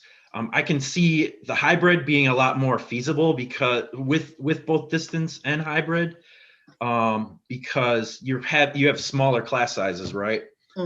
With hybrid. So when you're live with maybe, I'm not sure, I'm just gonna ballpark it. Let's just say if you're live in person with 10 kids, and then you have your other 20 kids on the computer, you can still probably get some time to talk to your students on the Zoom call. But suddenly when you ramp it up and you have 20 kids in class in front of you and 10 kids on Zoom, you probably have less of a chance to connect with your kids at a distance. And so kind of to Charlotte's point, like that'll probably be the next conversation, but I'm sure you guys are already talking about it. But what are some of the ways that we can continue to support the kids at home through the rest of through those last couple months of school? For sure. And so it doesn't turn into like last spring when it was a lot of, last spring was tough, right? It was really tough because we weren't even one-to-one as a district with devices. It was really tough. I'll say a couple thoughts in conversations with our secondary principals about this. We are very much, so if we're going back the 15th of March, our teachers by April 5th will have had 3 weeks back in the hybrid model. And in talking to the principals, the hope is that a lot of the anxiety of how to do both will have dissipated a little bit because there will be practice doing so. And that will give them an opportunity to kind of try and test some things. Now, we also, as you know, and this is in the MSBA bill that we're trying to fight for too, are really ramping up summer programming. We're even in place talking about Saturday school and how to bring in more supports for the weekend supports as well, like we've had in the past. But I think that, but absolutely. And every single principal has their hot list of who they're working with, who they're concerned about. Our counselors and our lead teachers are working to monitor every single student's attendance, every single course failure, or students who aren't turning in homework. And so there's a lot of effort to kind of keep track of all of these things. One of the issues that's come up, by the way, and I know that some of you may have heard about this concern, that the State Department has also, there's a lot of things that have been put in place that make it kind of, they're difficult, right? So the State Department says you have to offer in-person learning and you have to offer at-home learning, but they don't double your staff to be able to do that, right? But then they tell you, you can't make a teacher do both at the same time, the same hour of the day. So you have to figure out their schedule to do it, right? So first of all, we have to do both, but then you can't make a teacher simultaneously do both at the same time. Like that's also in the order. And then in the order, it also says any teacher who does both of those things has to be given additional prep time in their day, which we agree with, because this is not easy, especially for teachers who haven't done this in their whole lives. So we've had to shorten the day a little bit to legally provide the extra time for preparation planning that's in the governor's order as well. And so there's these many different kind of pieces at play. There's also language in the MDE guidance, which by the way is hundreds of pages of information, that says that we need to be really mindful of the GPA impacts on students. So where a student may otherwise be failing a class, we need to be offering pass-fail so that we can create opportunities, which we fully agree with. But we have parents telling us, don't let my child pass a class if they didn't do the work. And yet we're under these guidance from the state to tell us to do that. So there's so many things that, like, I understand all these things, but so we are trying to constantly talk to our neighbors. We problem solve. We talk to our neighboring districts. Literally, I do every single day, sometimes twice a day, because we're problem solving all of these together. Because they're not unique to us. It's just that there's a lot of different guidance pieces that are in place in Minnesota, and sometimes they kind of make all of this difficult, right? So that's what we're always problem solving together. And so I feel really good about the rigor we've offered. It's by all means not perfect. And if there were anything we could do is take what we've learned from this year and the good stuff and lose the bad stuff and make next year the best year we've ever learned, because our teachers now have a whole different set of skills they didn't have before. But summer school programming, we are ramping it up in ways we've never done before. We need to maximize every minute of our summer to accelerate. And I want to really be clear, we talk a lot in our district about not remediate, but accelerate learning. Our students are brilliant young people and they have opportunities to grow and when opportunities are given to them. And so we are continuing to figure out ways to do that, not just during right now, but also during the school year as well. So. Christine, could I ask a question? Sure, of course. Okay. You know, relative to staffing, I know it's kind of a nightmare, but I mean, David Law, you know, the soup of Anoka and Hennepin, you know him very well.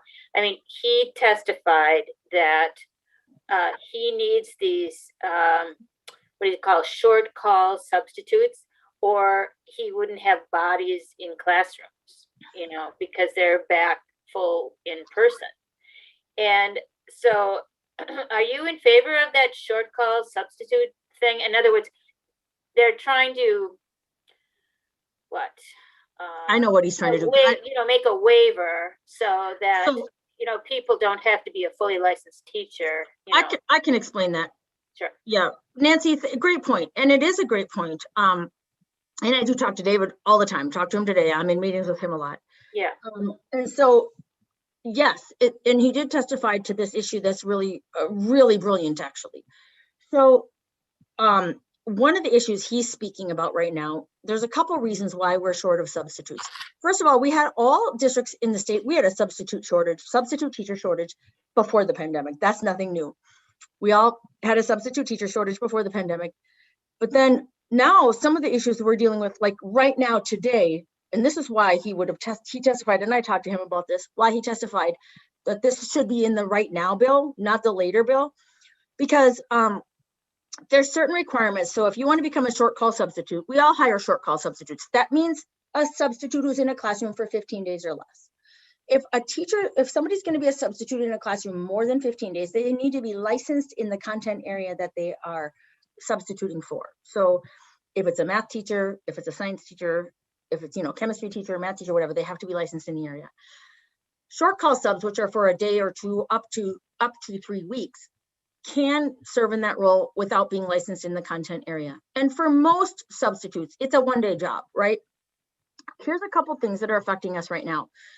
We have teachers who are finally getting the vaccine, which is wonderful, but we are seeing people, and I don't even want to say this because I don't want to deter people from getting vaccinated, who really are saying they don't feel good the next 2 days afterwards, right? And we've even heard Anthony Fauci say the same thing, right? So there's some residual fallout to having Anthony Fauci, like this whole thing about having the vaccine.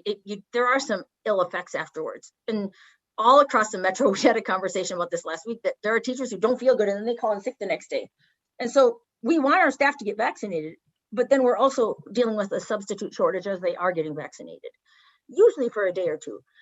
What that bill that he testified to is referring to is, in the state of Minnesota, we have a tiered licensure program in general for teaching, right? So there's a tier 4 license, means you went to college, you have a degree in that area, and you're licensed to teach it. But there's varying degrees of licensure that fall under that. And in Minnesota, several years back, the tiered licensure program was adopted.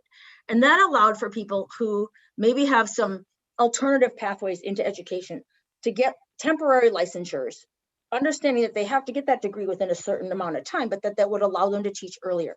It was really created so that people coming from different states, staff of color, people who are coming from different backgrounds would be able to get their foot in the door with teaching without having to go through such a long process, as long as they agreed to get through the process. All that bill is suggesting is that we allow the same for substitute teachers. Right now, a substitute teacher has to have a 4-year college degree. This bill would allow for 2 years of college, an associate degree or equivalent somehow. And it would allow, again, this is short call, like you're going to come into school for a day or 2 or 3, and you're going to substitute in a classroom. It would open the door for so many more substitute people to be eligible to be substitute teachers who aren't currently so. And of course, they'd have to do their background check, and there'd be training involved, and there's all kinds of things to make sure that they can handle it. But obviously, the classroom teacher in a short call situation, the classroom teacher is planning the lessons, right? So they're not creating content. They're basically there to implement and instruct during that teacher's absence. And this would allow us to be able to do that with people who have varying degrees of college experience, not maybe if they haven't graduated all the way.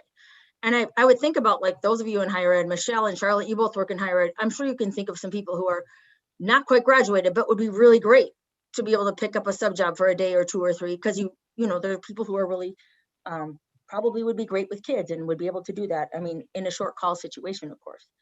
And that's kind of the thing we're trying to look at, is expanding the options to hire some other people into those roles.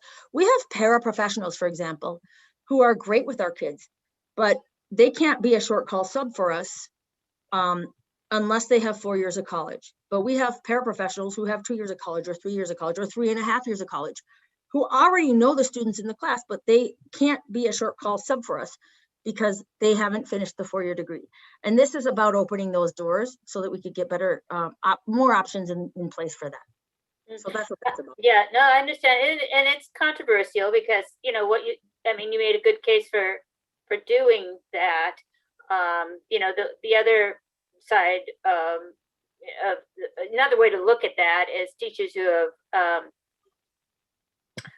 have, you know, accumulated debt and years and blah, blah, blah, to get their 4-year degree. And now, you know, it's a slippery slope, they think, because we're letting in, you see what I'm saying, people that are not qualified, not trained, and they're in front of a class. So, you know, I mean, that's, for sure. That's the other argument. That's the other argument. But yeah, the one thing I don't want to see happen, I'm sure you don't, I'm sure no one does, is somebody walking into a classroom who's not trained and not ready to handle a classroom, right? I mean, this is what we don't want to happen, but we certainly want, you know, we don't want to send everybody home because there's nobody there for, you know, to teach. On the other hand, we certainly want, you know, qualified, trained people in front of our kids. Right. So, it's a conundrum, and I'm just, you know, I'm just pointing that out. So, one little detail, and it sounds like you're in favor of that particular legislation. Well, let me just explain one more thing, Nancy. So right now, and again, this is for short-term calls, and I'll come to you next, Charlotte, for short call subs. So those who are just there for a day or 2 or 3 or 4, or like those short-term subs, right now, they don't have to have any background in education whatsoever. None. And so they just have to have a 4-year degree. That 4-year degree may not necessarily prepare them to be a teacher in any way, shape, or form, right? But they have a 4-year degree. This would, and again, this is not in any way talking about teachers to actually be the licensed teacher. This is just a short-term, like a short call sub. There's long-term subs. And when we talk long-term subs, it's a whole different story, right? So right now, short-term subs, many of whom, yes, they have a degree in something, but they have never, ever even been in front of children whatsoever, like have no business whatsoever. They literally haven't. And so to be a short call sub, all you need is a 4-year degree. This would just say for short-term call subs, like, and I don't know, there's different ways you could slice and dice this guidance. Like we could find some rules around it. Like you have to have experience with children, or you have to have some different abilities to, you know, we always in our district have the ability to say, okay, that substitute teacher didn't work out. We're not bringing them back tomorrow or ever. and put them on the do not call list. We can do that anytime we need to, but they all have to have a criminal background check and they all have to fit the criteria to get the short call license from the state. This would just say, and this is where I just wanted to be clear, short call substitutes are not licensed teachers, typically. In fact, most of the time they're not. They just have to have a 4-year degree in something, and it could be anything. So this just expands it to some additional people who maybe would like to get into it, but haven't quite finished their 4-year degree yet. And how much do you pay them? We pay our substitutes about $165 a day. Okay, And that's I'll a tell you little one better. thing. That's a little better than Anoka pays them. Well, actually, I was just going to tell you, Anoka, David Law just told me a couple days ago that they just decided on Fridays they're paying their subs double. Yeah. So they're going to get $300 a day on a Friday because that's when we're okay. short subs anytime in the spring. Okay. And I thought that was super interesting. I was like, well, that's interesting, right? So it's a real problem in schools when we're short sub. And this is not something just during a pandemic. It's a problem all the time. And particularly Fridays in the spring. Yeah. I mean, you know, in a perfect world, right, we wouldn't need, you know, we wouldn't need to be addressing this, you know, with I the agree. short, that, I agree. because that, you know, I don't like the idea of, you know, diminishing the teaching profession in any way. You know what I'm saying? I agree, but let me just tell you real quick, and I want to jump to Charlotte's question. What happens when we don't have a substitute? So in elementary schools, typically what happens if we don't have a substitute, let's say we have a 3rd grade teacher without a substitute that day.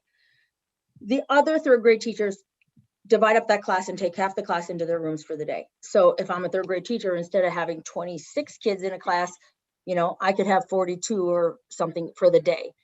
And the way it works is we pay each of those teachers half that sub day pay. So they get what, $75 for it. Yeah. Whatever. I mean, that's kind of where it lands. In high school, that doesn't happen. So what happens in high school is, let's say an English teacher is out missing for the day and is absent that day. They teach 6 hours of the day. The principal will look at first hour and see who has their personal prep time that hour. And they have a rotation of who comes in and covers that class. And they get paid for a little bit, like $20 or something or $30 for a missed prep period. So what happens is those teachers then, instead of having their own preparation time, are now covering for the teacher who's not there without a substitute. And it's a real issue in schools, and it's a real issue everywhere across the state. And so the idea that we could have the opportunity to bring in some additional people is a favorable idea. So that's just my opinion. Okay, it's good to know. And I know that, you know, these staffing issues are, you know, hugely more complicated in the secondary, you know, at high school level than at the elementary level. And this is why, you know, we haven't, you know, we're talking about April 5th instead of, you know, whatever, you know, much earlier. But anyway, okay, thank you. But even in an elementary school, just to add, like if you're a teacher who does small groups to intervene with every child and their individual needs, when you suddenly have 42 kids in the room, you can't do that as well. So it's very real at the elementary as to what they can do in terms of moving achievement and supporting kids in their learning needs. So I just wanted to throw that out there. All right, Charlotte, I wanted to get to you. I know you've been waiting a long time. Thank you for that. Yeah, I just wanted to say that I was one of those professional short call sub for about a couple of years, and it helped fund to fund my master's at graduate school, and I had a great experience. And now I actually teach in higher education. I teach teachers, and I just want to say in higher education, nobody needs any credentials to be able to teach any in higher education. Anyone with a PhD or whatever can go teach in higher education. But I just wanted to say that before I was one of those short call sub licensed short call sub. I did take a training. It was about 2 weeks. So the licensing board does require training, and I'll be the first one to say that it's not adequate training, but they do teach you on how to work with children and all that. So, you know, if you get in a new environment, how to do classroom management and following teachers' lesson plans that they leave behind, if they do. Because I in many classrooms where there were no lessons plans, and I walked in, and it's like, you know, and then you know, and I had to. Mhm. But so since you guys are talking about those substitute teachers, just want to say I did it for a couple of years, and yeah, you know, I love doing it at a time, but it's not something that I would have spent the rest of my career doing. Mhm. Because Thank you for that. Charlotte, can I ask you a question? And I agree. I did substitute teaching out of college myself. And I think about myself fresh out of college versus some of our paraprofessionals, how good they are. They already know our students, and the idea of them being able to be our substitutes when they can would be just wonderful. And then on the days they substitute, they get paid as substitute teachers too. But Charlotte, do you have any students, if you're thinking about this as a professor in higher ed, can you think of any students you know that haven't finished their 4-year degree but would probably make pretty good substitute teachers right now? yeah, most of our students will, if they had opportunity, especially since they get to put that on a resume as all teaching experience. Yeah. Yeah. They'll probably do it. I thought so. Yeah. My observation would be that I'm glad you don't intend to apply that same criteria to doctors and other professionals, that anyone who happens to be enrolled in a post-secondary class could end up being, you know, your doctor tomorrow if your regular doctor called in sick. You know, I'd like to be able to know that if I was in surgery, that my surgeon was actually trained and skilled at being a surgeon, and not just, you know, somebody who happened to be in the bottom third of their class in a medical program at some college somewhere. But I also don't think that this is something that will solve our short-term need for the long-term problem. I think this is an end run around and possibly the soft sell introduction of demeaning our teaching profession.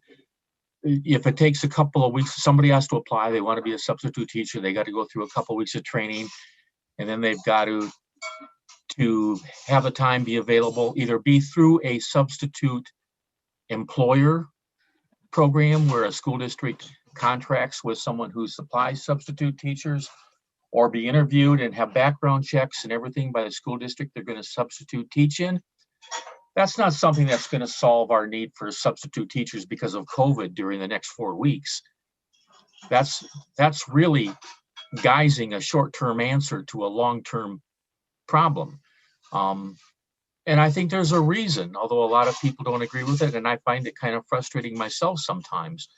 But there are good reasons why we have those teaching licenses at those different times in the student's educational experience. And to say that doesn't matter if somebody happens to get sick now all of a sudden tomorrow, you know, when my kids would have substitute teachers in school, it would be, hey, we're going to watch a movie. Hey, we're going to, even in our PLCs, we struggled a lot to have lesson plans prepared ahead for planned absences where substitutes were going to come in. So I just don't think that this is a good answer to what I think is a very real problem. That's fair. And just so you know, we already have tiered licensure in our regular teaching ranks already. So people who are in a program already can get a license. Very short term. It's not long term, it's very short term. Like they have to finish the teaching program to continue it, but that already exists. And so, yeah, I hear what you're saying though. I'm going to try to do a better job of allowing all board members to weigh in. So Julia, do you want to add anything?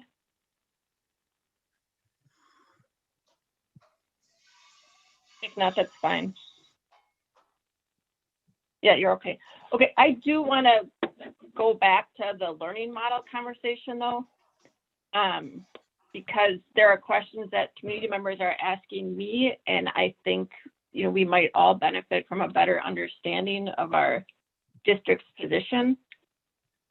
So I think that families throughout, you know, in our district as well as throughout the country, really, they want their kids to attend in-person school.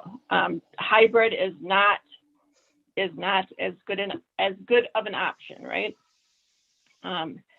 All the guidance from the CDC, Minnesota Department of Health, says open your school if you can, right? Mhm. There were articles this weekend in both the Star Tribune and the New York Times that highlighted that our students of color are being disproportionately denied access to full in-person learning. Those districts where they have high numbers of students of color have made the decision again and again not to allow them to come back to school. So our neighbors, they are opening to full in-person 4 or 5 days a week. And that includes St. Paul, Minneapolis, Stillwater, Matamidi, White Bear Lake, South Washington, Mounds View, Bloomington, Anoka, Hennepin, I don't know who else. But everyone I looked at, their plan is to come back to school full in-person, whether that be 4 days or 5 days. Now that wasn't, I didn't realize that, you know, we are uniquely going to hybrid. And I do feel that that's problematic. I guess I feel like I need to understand, like, what exactly are the barriers that others don't have? And are we certain that we can't use whatever solution those other districts are using to overcome those barriers? You know, continuing to deny full in-person learning for our learners due to barriers that others are overcoming, you know, it doesn't make me feel good. And the CDC specifically states in the guidance, and MDH specifically states that schools should not be using access to vaccination as a condition to reopen schools. So I'm just not clear what we think will change between now and April that will allow us to open in April. You know, if whatever those barriers are, why aren't they the same in every district? And how are they going to disappear between now and April? Well, I'll say this. I know for one, St. Paul Public Schools is coming back full in person on April 14th. So I will argue it's not the same for every district, right? Some of it has to do with when we have our returns to in person and what's happening. I mean, we've got all kinds of districts. Minneapolis is not coming back to school until April 12th for high school students. So that's inaccurate to say that they're already back, right? So no, none of them are. I'm not saying that they're all already back. I'm saying if you look on their website and see their plans, their plans are all to return to full in person. And before that's, late, until today, actually I after never we heard that as a plan. I'm just saying, after we are, there is no district anywhere that I'm aware of that is planning 5 days, because if they still have kids at home and learning in high school. I'm not aware of any that it has that in place. If you have something different, I'd love to hear about it. I'm just saying. I'm not sure, and I'm not sure that that's the point that I care a lot about, whether it's 4 or 5 days. I care more about just the general idea of hybrid or in person. Right. What I hear you talking about is the date, right? So you mentioned a whole bunch of districts just now, and I'm just letting you know that, yeah, there's some discrepancy to what you just said, right? You included some districts that are coming back way later than we are in person. But today was the first time I ever heard we're coming back to full in person, that we have even had any discussion at all. And I'm not even sure that it's clear that we are coming back. Up until, 15 minutes ago, I thought we were going hybrid. Oh, we are going hybrid to come back in first. Yes, absolutely. We are coming back in hybrid on March 15th. Yep, we are. Yep. And most of the districts you're talking about have just announced this week their return dates. So Yep, and we are part of that group that's announcing right now because all of a sudden case rates are really dropping. So just to be clear, we are going back to full in person. We are going to go back 4 days a week because we still have kids at home. And by Okay. the way, That's happening April 5th? every single district that you've mentioned is also going back 4 days. I don't know of one that isn't. I don't know who I'm you've been comfortable. talking to, but I've been talking to the superintendents and every single one of them is coming back 4 days so that they can honor the kids at home and have some time to serve them. Christine, I am not making the argument that people are coming back for 5 days. I'm making the argument that they're coming back to full in person and 4 days is reasonable. I'm not making that argument. Okay, so I guess what's your question? You're upset that we didn't announce it sooner. Okay, I hear you. No, you announced it at this meeting. I didn't know anything about it. It's why I asked that this agenda item be added. So, but you are announcing officially that we're coming back April 5th to full in person? Absolutely, assuming everything goes well with our regional support team, of course. Okay, and do you know what those criteria for everything going well might be? I don't foresee a reason they would say not to. I will tell you the last time we met with them, they did say not to because our rates were very high and we hadn't had any vaccination. I get CDC says something different, but that's not what they told us. And you are welcome, Michelle, to join that meeting.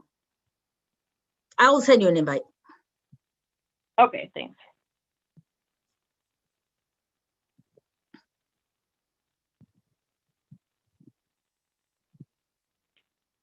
Any other questions about that? I do feel like I still need to be clear though. On April 5th, we plan to return to full in person and you're gonna announce that to the community this week, I'm guessing, or? The timeline is outlined in my slide deck. Yes, that's the goal. I want to just let you know that I want to talk to our regional support team beforehand, but yes, that is the goal and all of my secondary principals are aware of that. Okay. And we do meet regularly about these things, by the way.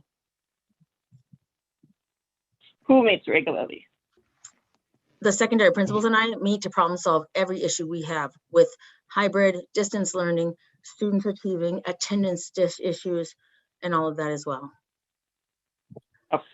And the role of the regional support team, again, is So is the look regional at cases for.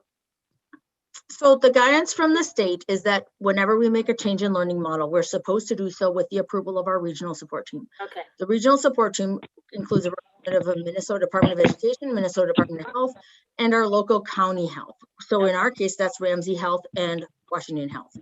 Okay. Okay, so you run the plan by them and then you're good to go. Right. And one of the things that's been happening around the whole metro is that different regional support teams have been giving different guidance to different districts. I'll be real about that. But I don't foresee an issue with this one. So Kristen, during these meetings, do you often talk about, oh, I consulted with the other superintendents in the area? What's their role in that? I mean, it's networking, I understand that, but do they have a say in what we implement in our district? Because earlier on, you said that their demographics are different, and so what they implement is not necessarily what you're doing. So what's their role? So, of the regional support team? What? What's the role of the regional support team?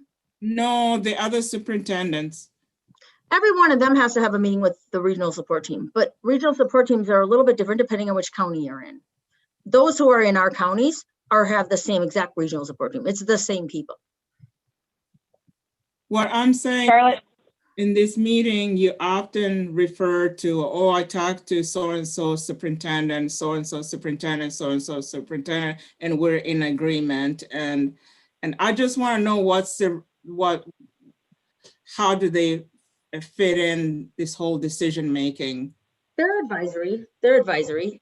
But no, I don't sit in the meeting and talk about other superintendents' plans because those are their plans, not our plan. I go through our district data about our case rates in our schools, our case rates in our athletics, our case rates among our staff, and we look at our county level case rates. And that's what we talk about with our regional support teams.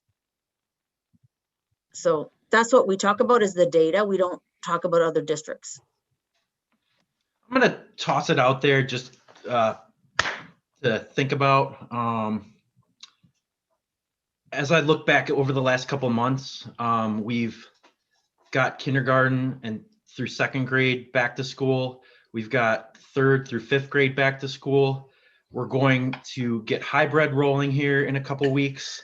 And Christine's putting together a plan with the secondary principals to move forward with full learning for full in person if you choose to do that. That is a steady buildup of going back to school. It's not a quick switch and everybody goes back to school and we're all back there and we're going. We're still in the grips of a pandemic. And if anyone says differently, just keep in mind that, I don't know, 500,000 people have died because of this. We're getting vaccinated. Great things are happening. We've got safe things set up at our schools. But I really want to throw it out there that we still have to keep very careful standards and not flip that switch and change things 180 degrees like overnight. I really caution pressure to make this happen because we are making steps to come back and we're doing it safely. And the more we push it, the more danger we're going to surround ourselves with. We need to be very careful and do this very thoughtfully.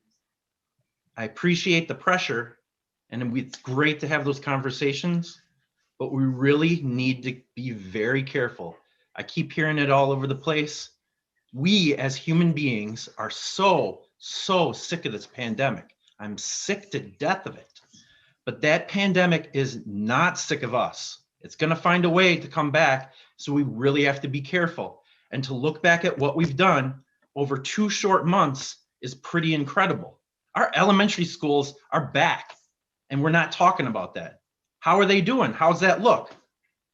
But we're rushing to get everybody back. We have to be careful.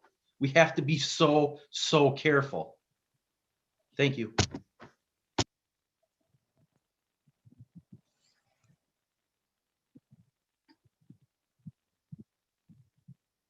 All right, any other comments on the learning model?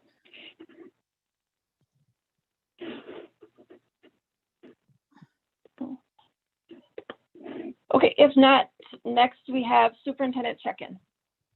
Can I ask for just a 1-minute bio break? I've been holding back a sneezing attack for like the last 5 minutes and I feel like I've just got to sneeze and get it out. Give me 1 second. Bio break.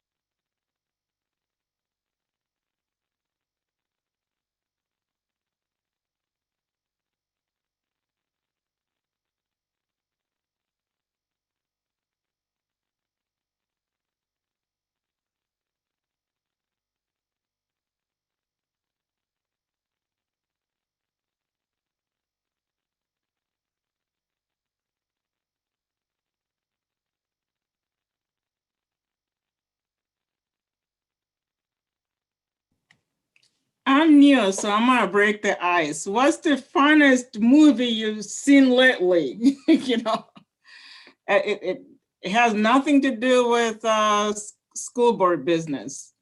Something fun. Since we're all sitting here awkwardly. So sorry. I've literally been, I have this like tissue. I was blowing my nose. I'm like, I gotta hold back these sneezes because I'm talking right now. I apologize. I was like, I just gotta get this out. TMI. That's okay. we can wait a minute if people need to come back. I know. Charlotte, you know, I'll tell you, the person to talk to about things like movies is Nancy. Oh, Nancy just- has good movies? Yeah.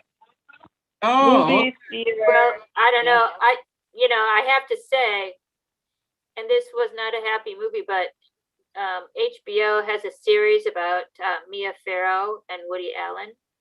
oh, It's really, really interesting, you know, how people with all the money in the world can make such terrible decisions. It's- And, you know, and it's about child abuse. It's really disturbing. It's disturbing. So if you want to be disturbed, you know, okay, watch that. It's called Alan v. Farrow. Yeah, it's really okay. good. I was gonna say, people who have money in the world, I know that when Prince passed away, he did not leave a will. It's like, how could you have all that money and not leave a will? So anyway, terrible decision for. I'm not sure if Ben's back or not, or actually, or Steve. So maybe I'm we back. should give them. Shoving Sorry food. if I created Oh, you're a back, Ben? gap. I just, I was like, before I Steve, start are you talking back? for another hour. Yeah, I'm here too. Yep, looks like Steve's back. So everybody's back, Christine. Excellent. Okay, great. Thank you. Thank you for that little pause. Appreciate it. Okay, so I've got a couple things to talk about. It's superintendent update right now, so I want to talk about a few different things. The other issue, since we're on the topic of COVID, I wanted to just bring up the next fun topic, which is the COVID. Hang on, let me share my screen here.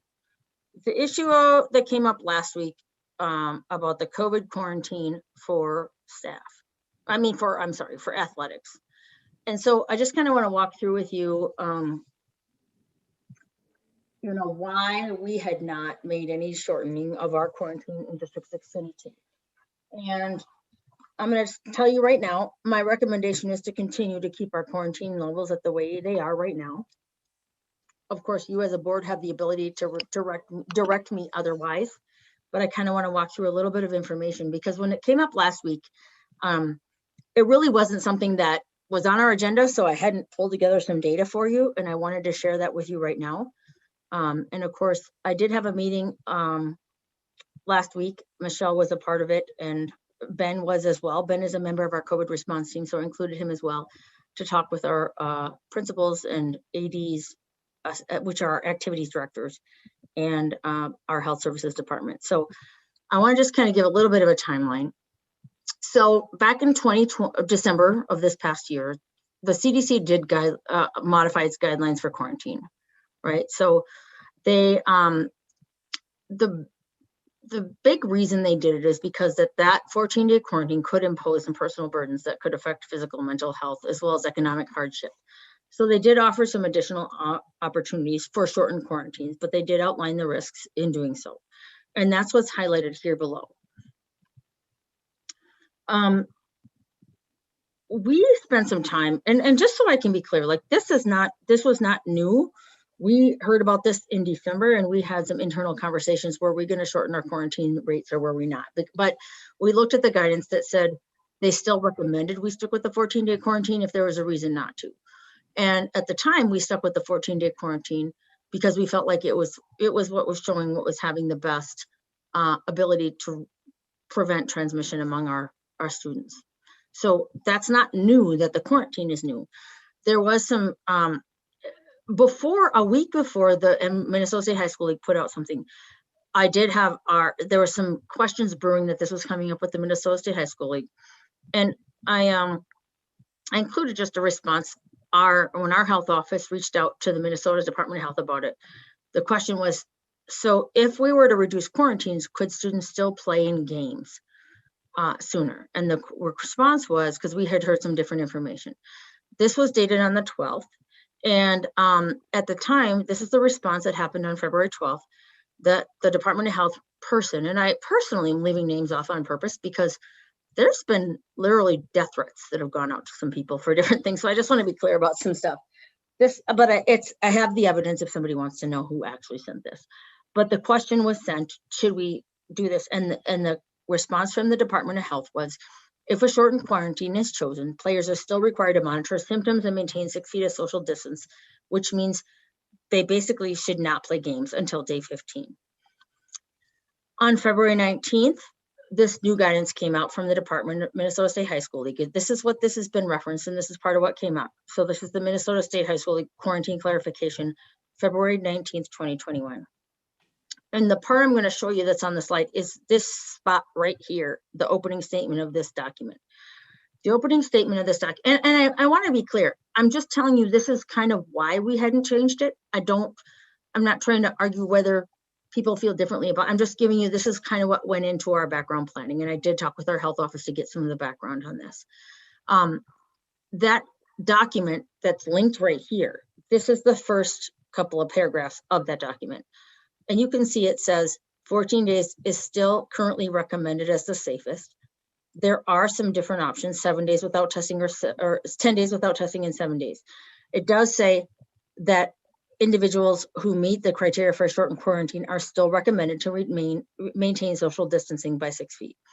So this was the Minnesota State High School League guidance that came out in 2019 that was being referenced when parents came to speak. We had a couple of parents last time that came to the board. And by the way, they were very respectful, and I give them credit for that because, of course, there's so much at play when we're talking about our kids and their mental health and their well-being. I'm just trying to give you a little background about why we hadn't changed our guidance. And that's because of some things that we had been given information about.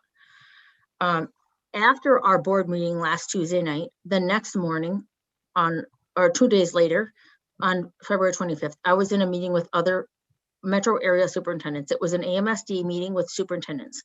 And I asked the person in charge if they could put this polling question out there so that I could be clear. Were we way off base? Were we not following what others were doing? And this is the result that came out of that meeting 2 days later when we were in our conversation with metro area superintendents. And part of, I think, what the issue is a little bit is that many of the people our teams are playing are in private school sectors. And those private school sectors have basically been in person 5 days a week through this entire pandemic. And they have not been, in a sense, under the same direction and guidelines of regional support teams in metro area. I mean, the Department of Education in the same way. And I'll just say that's really clear because I've talked to many parents recently who are upset, and the schools they talk about are not our neighboring districts. They are neighboring private schools, but they're not public school districts. That said, there are public school districts in our East Metro Conference who are in this category. One of which in our East Metro Conference is a public school district that is doing 7 days. And I'm very well aware of that as well. But what I wanted to do was get a sense, like, are we way off base? Is my health office really off base with what they're looking at? We had a meeting to kind of look at some of this data together. Earlier today, there was another communication that just came to us from a regional support team member that they are going to reissue some recommendations from a 14-day quarantine for athletics. And they also lumped in the out-of-state travel for staff and students. And this came in an email from a regional support team member today. So I'm just trying to give you an example of some of the different places we're trying to get our guidance from. We're not trying to be heartless with families. I know our hockey team has been really impacted by this quarantine. If you saw the newspaper recently, it's been really hard, especially when they play against a team. And there were members of that team who were playing actively with COVID symptoms, and that really affected our hockey team in terms of their quarantine. A couple things else that have come from our region, our health office. So this comes from CDC. The 14-day transmission risk is less than 1% if you quarantine for 14 days. If reduced to a 10-day quarantine, the risk goes to 1 to 10%. If you reduce to a 7-day, it goes from 5 to 12%. In 622, that could be, based on our current data, 27 additional cases in athletics and 42 additional cases in person. There's some information I want everybody to just be aware of, and it's something we also take into consideration. COVID risks complications by race. There's some information here from both Ramsey and Washington County as well. In our district, these are the data about our positive cases. So far we've had 91 students of color test positive for COVID, and we've had 57 that we know of. In February, we had 5 positive athletics cases and 46 close contacts because of it.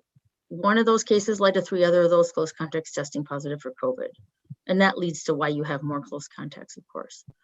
We had 4 positive students who attended in-person learning, 64 close contacts, and none of those close contacts got symptoms or positive COVID results following that situation. So what we know is that in athletics, we are having greater positivity rates. We are seeing more COVID transmission happening in athletics than we are in in-person learning. And I'll just come back to the point where it's really hard. This has been a really difficult discussion. These are some of the factors that have gone in. I heard you mention earlier, Nancy David Law. I talked to him at length. He's the largest school district, and they're absolutely not budging on their 14-day rule. And so I want to just be clear that when we talk about, because they've also been told the same data, and it's about, as a school district, if you want to shorten the guidelines, then you are assuming the risk for doing so. And so I'm not really here to try to convince you. I'm only here to try to show you why we haven't shortened our guidelines or our rule. Of course, as a school board, you have the right to overrule me, and that's in your power to do so. I just want you to understand the rationale that's gone into it. It's not about trying to harm children, or it's about the guidance we've been given from the health department, from our local officials, from othering districts. And yes, I've talked to a lot of parents recently, and most of the time when I'm talking to them, they're talking about Hill Murray and Breck and other schools, Benilde St. Margaret, who are private schools, and how they're not doing the same, following the same guidelines. Our local districts. The other big issue that's come up among our team is we could shorten this for athletics and not for academics. But I think we have to really have an honest conversation. Are we going to be having different standards for athletics versus academics? And if so, then that would make a lot more sense to me than something we're going to do differently for athletics. And I had some follow-up conversations after my last meeting, because I know some people were not speaking freely about how they felt they wanted to identify the issue. And so I've been trying to get a sense of where people are really at. And by people, I mean our leaders of our buildings, our ADs. I just talked to a parent yesterday who was very clear, that was trying to articulate that, but no child in our district has gotten sick with COVID or hospitalized. And that's not true at all. I mean, we don't get the data on every child that's hospitalized, but anecdotally, we know of several hospitalizations that have happened with parents and with students. And so I just want you to understand the rationale on our end. There's incredibly angry emails about this coming from all sides, but I just want you to understand, for me as a superintendent, the things I've been weighing and looking at, and the data I've been looking at, and these are the pieces that have been influencing my decision. And it is not new guidelines. The guidelines to shorten quarantines came out in December. They didn't come out in February. We didn't shorten guidelines in December when that first happened. And so I feel like that's been a big part of why we've been able to keep our students and staff really healthy. And that's just kind of my position on it. I think we've come a really long way with this pandemic. I think we're really closing in on some success with the pandemic, but I don't feel now is the time to let our guard down and have a different approach. We hear a lot about variants that are out there. I know of several people who are sick right now. I don't believe this is the time to let our guard down, and that's just kind of where I'm coming from. So I am going to leave it to you to tell me if you feel like, as a board, I have to do something differently with this decision.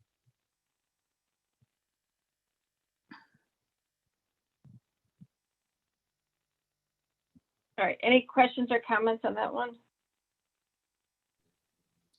I think going off of what Ben had said earlier, that we've had a lot of success of bringing students back into the classroom and it's going well.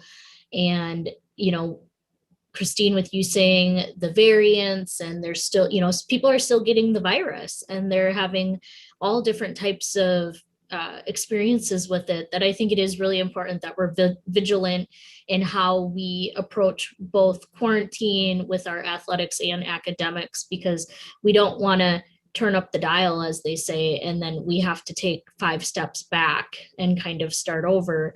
We want to try to get all of our, students and parents in a spot where they feel comfortable with participating in athletics and academics. And I think you providing the information to us gives us some clarity of the different sources that you have reached out to or that you have been receiving information from, because it goes to show it isn't the same information from the same source. You're getting it from all different directions, and it's a little bit different, and you have to try to come up with what is the best solution for our district based on the rest of the directors and a principal. So I do appreciate the diligence that's going into trying to come up with these decisions. Thank you. It's not easy, and there's people angry. And I've had this conversation with several parents, by the way, and I'll give them this. The parents I've talked to have been very respectful, very passionate, but also understanding that this is really complicated. And I have to look at all these data points and try to make the best recommendation I can make as a leader. And I know there are going to be people continually very angry about this. And I'm willing to stand up for that because I don't feel comfortable changing our guidance at this time. Trust me. I have a question. Mm-hmm. I have a question. So most of the feedback or input that we've received were from some healthcare staff in our district. And I'm wondering if there are other messages that we could send out to, like what you just explained to explain. I'm personally not a healthcare provider, so I can't speak to that. But I'm wondering if because there are healthcare providers in our field, and none of from my perspective anyway, none of us in this room are healthcare providers. So we need to be able to listen to them as well. So I'm wondering if there's any other messaging that we could do. Well, I'll tell you, any parent who has questioned why, and I've had calls, plenty of calls from parents that I've. These are not parents though. These are healthcare providers in our district. Our healthcare providers are getting their guidance from the state health department. So, yeah. Yeah, but some of them have been emailing us. That's because they want to make sure that our nurses, yes, you're right. Our nurses have been very concerned that our board is going to overturn my recommendation. And that's why they've been emailing you. And there have been athletic parents emailing you, trying to make sure that you do overturn my recommendation, because there's different needs and questions involved, right? So I want to say though, very clearly, I'm not responding just because our own employees are saying this isn't what's working. I'm responding based on the data I've gotten from the Department of Health. I have communicated with our own, you mean our own school nurses? Yes. And our school nurses feel very passionate. And I just want to explain, like in our district, our school nurses, the way it works is whenever somebody contracts COVID who's a student, our school nurses are the contact tracers. So they're the ones who have to call the family, find out who else has had contact. And so they spend a lot of time contact tracing. If it's an employee who catches COVID and notifies us, then we have some district level contact tracers who end up being the ones tracking down which people that employee had contact with and who might be close contacts. So our nursing staff, which are largely LPNs, are kind of on the front lines. They have to call parents and say, hey, your child's going to be quarantined for X number of days because your child is identified as a close contact. Or they have to call the parent, or they have to call the family of a child who has COVID and say, could you tell us, would you be willing to? They don't have to. Would you be willing to tell us who were people who were close to your child? And then they end up on the front line. So I think part of what you've been hearing from some of our nurses is that they've been on the front lines of those conversations, and they just, they feel like all of that work they've been doing is really important and they don't want to see that quarantine rate day shortened. And I think that's what you've probably been hearing from nurses. And families have very big concerns that their children are really suffering from not being connected to other peers, that they're suffering from the mental health issues of not being connected with others, the athletics, especially if you're a senior and this is your year to really shine in your athletic area, especially if you're looking for, you know, scholarships for college and what have you. It's very passionate and it's very real, and it's not, I mean, it's legitimate. All of it is. And I've heard it from both sides, as you have too. You've gotten some communication from both sides for sure. I get it all day, every day from all sides. And I just want you to know that, like, it's not an easy decision to make. So what we try to do is really look at, what does the recommendation from the CDC say? What does the recommendation from the Minnesota Department of Health say? And then what does our own data show? And so those are kind of the areas we've looked at. That's what I tried to share with you tonight. And those are the things that have influenced my recommendation not to make a change here. And there are some other places that have made changes, in particular private schools that are not following the 14 days. They've shortened it, and the CDC and the health department says they can do so. I'm just saying, I've looked at their guidance is in bold, says, but it's not recommended. And that's where I'm trying to come from. So yeah, I hear you, Charlotte, though. And you've been hearing from our nurses. They are pretty passionate about it. But I just want to be clear, I'm not just swayed because our own nurses are saying it. I've been trying to look at the data. I kind of look at it sort of from the perspective, as a board member, kind of from the perspective that we have developed a process for transparency and following the data in our board decision-making process. And I would be really disappointed if the board's decision was to say, well, in this case, we're going to not listen to any of the data. We don't care what kind of a process we've been through. It's our decision. The kids are going to go back to school and there's going to be no distancing. There's going to be no quarantining for athletics, and everything's going to go back to normal because we've decided not to listen to the data.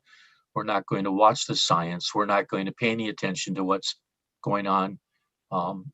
It just seems to me that as a board, we've developed a strong commitment to data and the process of how to interpret and use that data. And I don't think that this is the time when we should stop doing that. You know what? I would say that, with all due respect, Steve, I personally think that staff and parents' input is also data that we should take seriously. So that's, yeah. Anyway, that's all I'm gonna say about that. That input that we get is also data. So.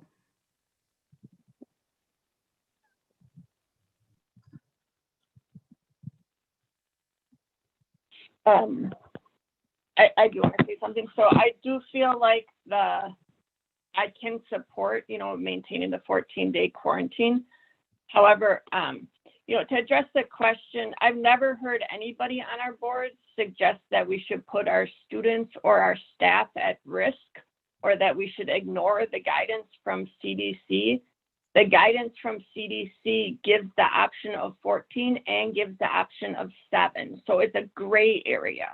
It's an area where you have discretion, and it's, to call you out as kind of a science denier if you suggest following, one view of the CDC guidance instead of the other, I don't think is appropriate. Our parents who have their kids in athletics right now, they're not science deniers. They're not. I wouldn't think they are. They're not trying to pretend like there's no risk. They actually, according to the CDC and MDH, there's a tolerable level of risk that many families choose to take. Some families choose not to take that. But when we talk about these hockey kids, and there was a Star Tribune article, I don't know if you saw it, but it was addressing this, you know, our kids, Our our district being girls. infected by another school, yes. Yes, being affected by another school, and then that school, a private school, you know, it's on in Star Tribune, it's not secret, but it's Hill Murray, 3 kids playing. So they're gonna quarantine their girls for 7 days. And then there's another team, I think it was Breck, is gonna quarantine their kids for 0 days. And then we're gonna quarantine our kids for 14 days. I don't think that, you know, I can do the 14 days because it is consistent with the guidance and it is what Christine said. But as a sports parent myself, my kids are playing sports and I'm not trying to kill anyone. I'm not trying to deny science. I am trying to give my kids a healthy social experience that they thrive in, that they benefit from. My kids played on teams where kids on the team got COVID. And yeah, it's, you know, everyone's scared of COVID, but there's a tolerable level of risk. And I think families make that choice, especially in an environment where they're in online school and they're just going with this group of their peers who are making a choice to play. You know, it's not like they're forced to come into a classroom. And I just feel like this is not just, you know, science denial. This is a legitimate request by the school board that we adopt the 7-day quarantine. So the Now, if school the board, district, I am not the school board. We are the school board. And if the school board and Christine, if you guys determine that we prefer the 14-day more conservative approach, or like Steve said, we use, you know, where we support whatever the superintendent says, I'm comfortable with that, but I just don't really like the position that it's a crazy request. It's not. It's very reasonable. I wanted the opportunity to respond to that. I have never thought that's a crazy request. I will counter what you said about the CDC presents these as just choices. The CDC presents the option and says, but we recommend 14. The Minnesota Department of Health doesn't just say these are choices. They recommend 14. So I just want to be clear about that. Christine, there's a specific section on sports that you did not show that does say the 7-day quarantine. So I just feel like the nitty gritty of debating the policy maybe isn't the best use of our time. And I'm here to tell you, we have called the Department of Health and we have called our regional support team and we've gotten these pieces of guidance. You as a board get to override it. As you are saying, if the school board is making a recommendation to go for 7 days, then the school board can make that decision. I'm just giving you my recommendation as a superintendent, and I'm giving you the reasons why I'm making that recommendation. Trust me, I've had lots of conversations with parents that don't believe they're science deniers. And many of the conversations I've had with parents are very much passionate, but they're not bad people. People have all kinds of perceptions, right? Perceptions that we've never had a kid in 622 get sick or be hospitalized. That's not true at all, right? But that's not public data. We don't get to share public data, and we don't even know who all's been sick. I can tell you anecdotally, I know of multiple people who've been hospitalized, some who are still in very serious conditions because of COVID. So, but there is a perception that doesn't happen, that it's just like, I'm just saying, I'm not here to debate that this is a real conversation to be had. I'm not even here to say that other districts, in particular private schools, haven't already adopted this, but I'm here to tell you, as a school board, you're saying the school board is making this recommendation, then the school board gets to decide. I'm just giving you my recommendation, and the reason I'm making it based on the conversations I've had with the Department of Health and our regional support teams and our regional people, and looking at our own district data. It's not because I care about some others more than others. It's not because I've never, and I would imagine many of my staff could tell you, I have no problem telling our staff, when you've crossed the line and we're out of line here, this is not okay. The fact that you have heard from some staff, particularly school nurses, okay, they have some passion about them. I didn't tell our school nurses to call you. I didn't call them up and say, hey, you should be calling the board right now. I certainly did not. I don't know if you've noticed, there's more people watching our board meetings lately because of COVID than ever before. People watch a board meeting and they talk to each other and they have opinions. And that's part of being a public meeting, right? That's going to happen. I'm just giving you my example of of my recommendation. And like I said, I went after that meeting last week, I immediately went to our metro area superintendent meeting and said, hey, could you make sure this poll question gets asked? Because I don't want to, I mean, if everybody else has changed their guidance, I'd like to know, because this is what we've been told from the Department of Health. So, but right, I've never said any parents are doubting science. I've talked to plenty of parents myself, and I think they've been passionate and reasonable, and none of them have been science doubters. Never, ever have I said that, nor do I believe that at all. I think people are very passionate about their kids' well-being, and every one of us would fight tooth and nail for our kids. The problem is, the challenge is, I have to think about 11,000 students. Even when I was a superintendent, my first 3 years in this school district, I had a child who was also at Tartan High School. I had a child who questioned my own decisions, left and right. She put me on blast for things I thought about, but I had an obligation to not think about my kid only. Of course, I'm going to always think about my kid, but I had an obligation to think about all of our students. And that's something that I had to do when I was wearing that hat. And I had to have that conversation many times with my own kids about, when I'm thinking about the system or policies, I have to think about, or reactions to a whole system. I can have conversations about you and your situation, but I have a challenge right now that I have to think about the whole system, and I have to think about everybody else's kids. And this is the data that I've used to make a recommendation. And so by all means, you've heard from our own recent board retreat. I am your one employee. You get to govern what I say and do. And if you want to override my decision or recommendation, you get to do that. I'm just giving you the rationale for why I'm making the recommendation I'm making. I'm just giving you the data. I'd like to respond for just a second too, to make sure that my position is not misunderstood. The board knows that I have not been shy about saying that we should be very careful about reopening the schools. But the issue with what we're talking about is larger than just the kids who play athletics when it comes to the quarantine. One of the problems with community spread is that COVID can be carried and spread by people without them even knowing they're carrying and spreading it. And that's why we do contact tracing. What if one of our kids who doesn't quarantine long enough then happens to give it to his grandma and she dies? Nobody knows for sure where she contacted it, maybe because she might be out in public, putting herself at risk all the time. But the problem with COVID, and the reason the quarantine numbers are the way they are, is because that's the best way to control community spread. And I think that, especially in athletics, where the risk of exposure is greater because of the close contact, and by the very nature of athletic activity, it just seems to me that we should always keep in mind that this is a community spread problem. It's not just a problem of whether or not my student athlete will get sick because they played with somebody from Hill Murray who had COVID. I firmly believe that all of our kids should be back to school 100%. They should be back to playing sports. They should be doing everything else. The problem is we don't have complete control over community spread yet.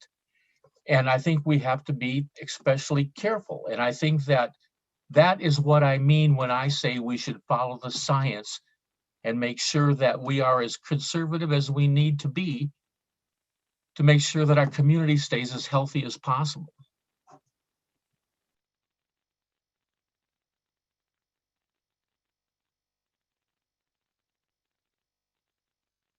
All right, anything else on this topic? I concur with what Steve just said. I also am a parent of the kids that did participate in sports quite a bit, and I know the contact that goes on within sports, especially within high schoolers and all that. And I concur that we need to follow the science and adhere to that, the CDC guidelines and all that. So yeah. All right, thanks, Charlotte. Anyone else? I go back to a slide from way back in August that we had where safety needs to be our #1 concern. So again, what Steve was saying is really spot on in this situation. Okay, thanks, Ben. All right, oh no, Christine, you're still in your update. No, I just had a couple of quick things. I wanted to just mention that I wanted to make a mention of online learning. So we know that we've got a number of families that are choosing distance learning. We talked about that earlier today. And we have been talking among our principal group of pulling together some focus groups to hear from our families to really kind of understand more about their choices. There's a wondering out there that we have. To what extent is this COVID related? To what extent is it other employment schedule related? And to what extent is it race related? We have a wondering about students who are experiencing microaggressions in the classroom. And are there things that are part of their experience that makes it safer and more comfortable to be in online learning? What are some things that we've learned? What could we learn from it? And I don't want to plant any ideas, but we do want to have a little bit of a conversation about, tell us more about why you're choosing distance learning. One of the things we're seeing is we've got a number of families who are choosing online learning permanently. They're looking for schools for next year. We've had a lot of even elementary age students who are coming to our open houses or talking about registration for next year, asking, are you going to continue to offer the online options? Now, you know, we were already working on our high school schedule for online school. And what we've decided in finding with our neighboring districts around us as well, most are planning to, we already submitted our application to become online providers for next year permanently anyway. We were already working on that before COVID. And what we're learning is that everybody else is too, and everybody else is doing it for K-12. So we're going to be putting out some information to families just to see how many would be interested if this option were to continue. And then how do we build out a really amazing online school at grades K-12? Because we know that prior to COVID, we already had over 200 students who were enrolled in who lived in our district, who open enrolled to an online charter school. Right now we have over 200 students who are homeschooled, and we would love to see them connected to a classroom opportunity. If they're going to be at home and learning at home, would they be interested in an online school that could allow them to be part of a regular class, regular community, rather than going it alone? So we're doing some data collection right now. We already did some initial surveying with that, and I want you to know that that is moving forward, and we are definitely looking at expanding that option for next year in grades K-12, not just high school like we were originally planning, based on what we're finding from our data and what our families are asking for. So just want you to put that on on your radar. I also want one other quick announcement. We talked about immersion programs earlier this year, about how we're trying to explore the idea of how many of our families would be interested in world language immersion programs. And I talked to you about my whole 2 decades building immersion programs. So wanting to just get a sense of how much our community is interested in that. And we did do a survey with our younger students, and I'll send some data out to you. We looked at families and ages with students birth to age 4 to see what they would think about immersion programming and if that would be something they would be drawn to. We also are trying to look at students who have left our district, who live in our district, if that's part of the reason they've left is because they went looking for an immersion opportunity. So we're pulling that data together. I just want you to keep it on your radar. We haven't dropped that conversation. We are moving forward with it, but I will have some updated data for you in the very near future as well, just kind of keeping that on our radar as well. So those are the other 2 pieces I wanted to share with you.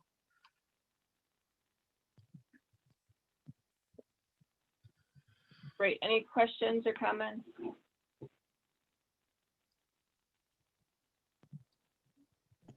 I might have missed this. Is this something that might happen as soon as the fall? No, the online programming, yes, as soon as the fall. Because we have families that are saying they want to continue that right now out of distance learning. They want to stay in it for next year.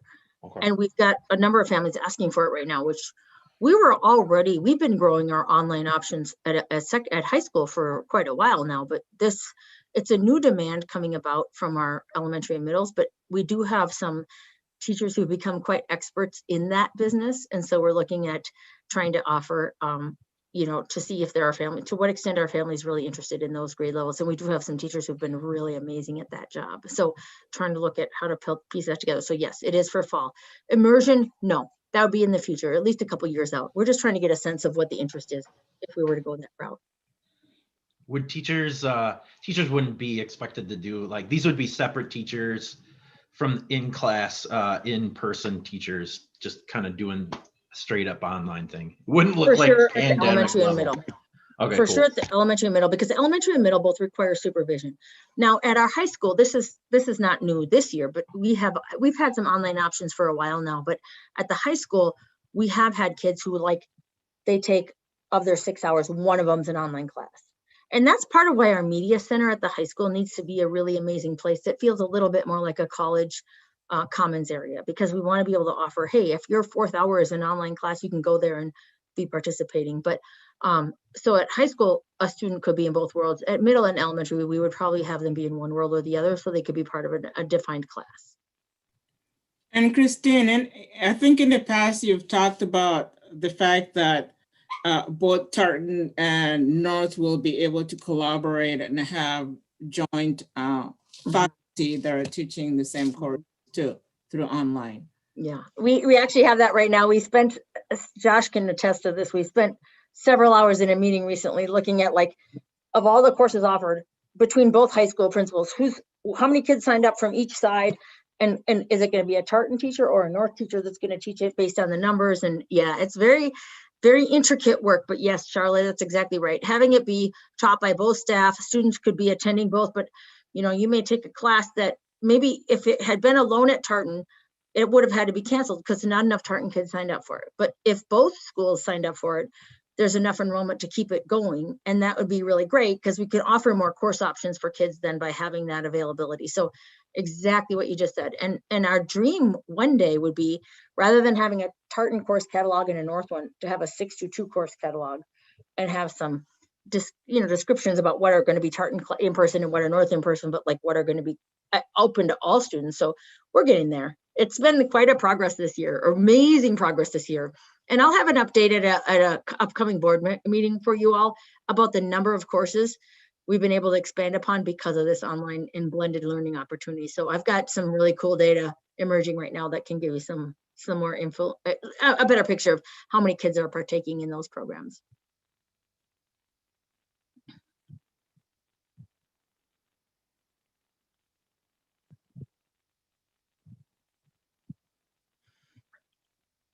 Okay, anything else? I was just going to say one more thing, just so you guys know. Right now, kids are still enrolling or changing their classes for next year, so that's why it's not complete data yet, but it will be soon.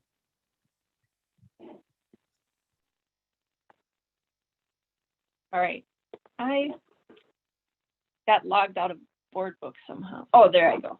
Okay. So I think next, anything else, Christine, or any other questions for Christine? Okay, then I got logged out of board book. It's logging back in, but I think the next agenda item is board check-in. Is that right? That's correct. Board check-in. Yeah, okay, thanks. So board check-in, anyone want to start? Hey, it's Nancy, Ben. You want to start? Oh, Ben, you want to start? Yeah, sure. I like, we had a meeting right before Thanksgiving break. It was the last day of the first trimester. Big milestone. Today is the last day of the second trimester. Another big milestone. So I just wanted to call that out, and you know, we're proud of the work that the students are doing. We're proud of the work that our community is doing, and we're proud of the work the teachers are doing. So one more trimester to go. Thanks, Ben. Nancy?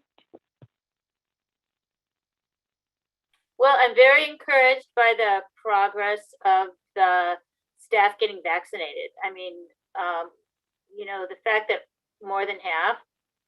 What, was it 964 out of 1,700? So that's just awesome. That's just awesome. And I got my shot today, and I have to say, it gives you just this little thrill because, you know, we're bombarded with paranoia about, you know, the horrors of COVID, and, you know, to feel protected is a wonderful thing. So I'm, you know, and I know we're being conservative in our approach, but kids have their whole life to live. You know, they have their whole life to live. I hate limiting opportunities, hate limiting opportunities, but they have their whole life to live. We have to keep them healthy and safe. I so admire our teachers for going back to the classroom with their masks and their shields and whatever. You know, I mean, I know they're scared, but I think that, you know, the precautions are in place. We've been really conservative. I think it's gonna work out. So, so that's all. Thank you to everyone for all that you're doing. I know it's just been a really rough time, but I think the winter is behind us. I really do. I really do. I think spring is around the corner. You know, we're gonna be okay. So. All right, thanks, Nancy. Steve, do you have anything?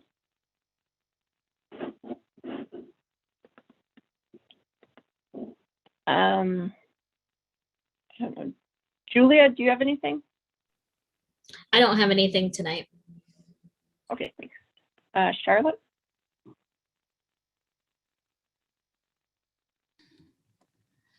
Yeah, so I attended the page amendment focus group last week, and it went really well, and it was very well attended, and we had really great input. I think that MSBA is going to use toward whatever position they take about that amendment. And I also attended over the weekend, I attended a Minnesota School Board of Color and Indigenous folks. And we had the Attorney General, Keith Ellison came, and he talked about Cruz Guzman versus the state of Minnesota. And so he gave us an update about that. And the relevancy is that even though Minneapolis and St. Paul schools are the ones that are suing the state of Minnesota, the outcome is going to affect the whole state of Minnesota. So, so he gave us an update on that. So that was good. So that's my update. Thanks, Charlotte. Christine, did you want to say one more thing? I did. Thank you so much. I texted Michelle. Hopefully I want to get this squeezed in there, but it is newly announced that our president of our teachers union, Rory Sanders, is going to be retiring this year. And I know he's watching right now. And I just want to put it out there that he has been amazing to work with. And we've had definitely hard conflicts over the years, but amazing collaboration that I think is pretty unique among school districts. And I know he would say the same thing, and I know he's not able to speak to you right now, although he's texting me right now, so I know he's watching. But he's not only retiring early, this year, but he's also going to be retiring early this year, so this month. So I just wanted to put that out there to you. That's new information for our district this week, but it's definitely a person who's done amazing leadership for our school district. And I know for me personally, we've had a lot of challenging times, but we've learned a lot from each other, and he's just been a real gem to work with. So I think he would say the same of me. And I know we've actually talked to other school districts about that collaboration, what it can look like and feel like. So just wanted to put that out there. Reach out to him and thank him for his service with us. All right. Thanks, Christine. And Rory, thank you. We know you're watching. Okay, I have a couple. Did I get everyone? Steve, I didn't. Can I check in with you again? Do you want to give us an update? Okay, then I think we got everyone. I just really quick want to tell you guys on Friday, I know Nancy's on the AMSD. She's our representative for AMSD. Excuse me, but they have a meeting 7:30 to 9 this Friday, and all board members can attend.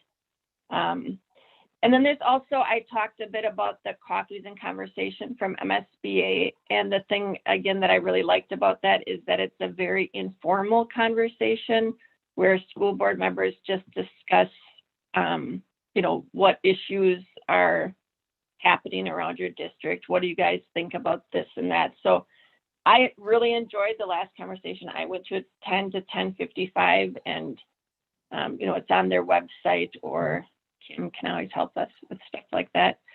And then the last thing is every Friday, MSBA does a legislative update from 9 to 9:30, and they just do a super quick run through of everything that happened that week. And there's just one person really who speaks, and she just throws all that information at you. It's interesting, you know, it's a lot to take in, but it's nice to hear it. There's some repetition, so you start to get used to what the topics are.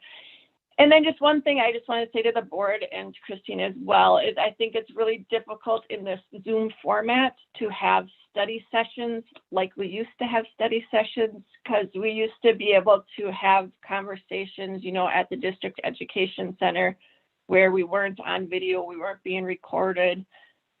You know, it wasn't being watched by who knows who.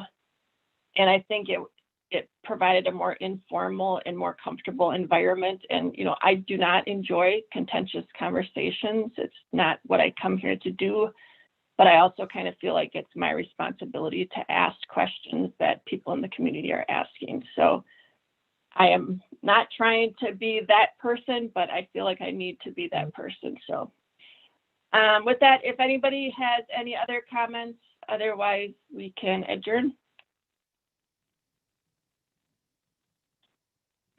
We are at adjourn, right, Kim? Because my board book didn't come back up. Or do I need to tell? We can adjourn if everyone's Yeah. at the time. We can adjourn 7. Okay.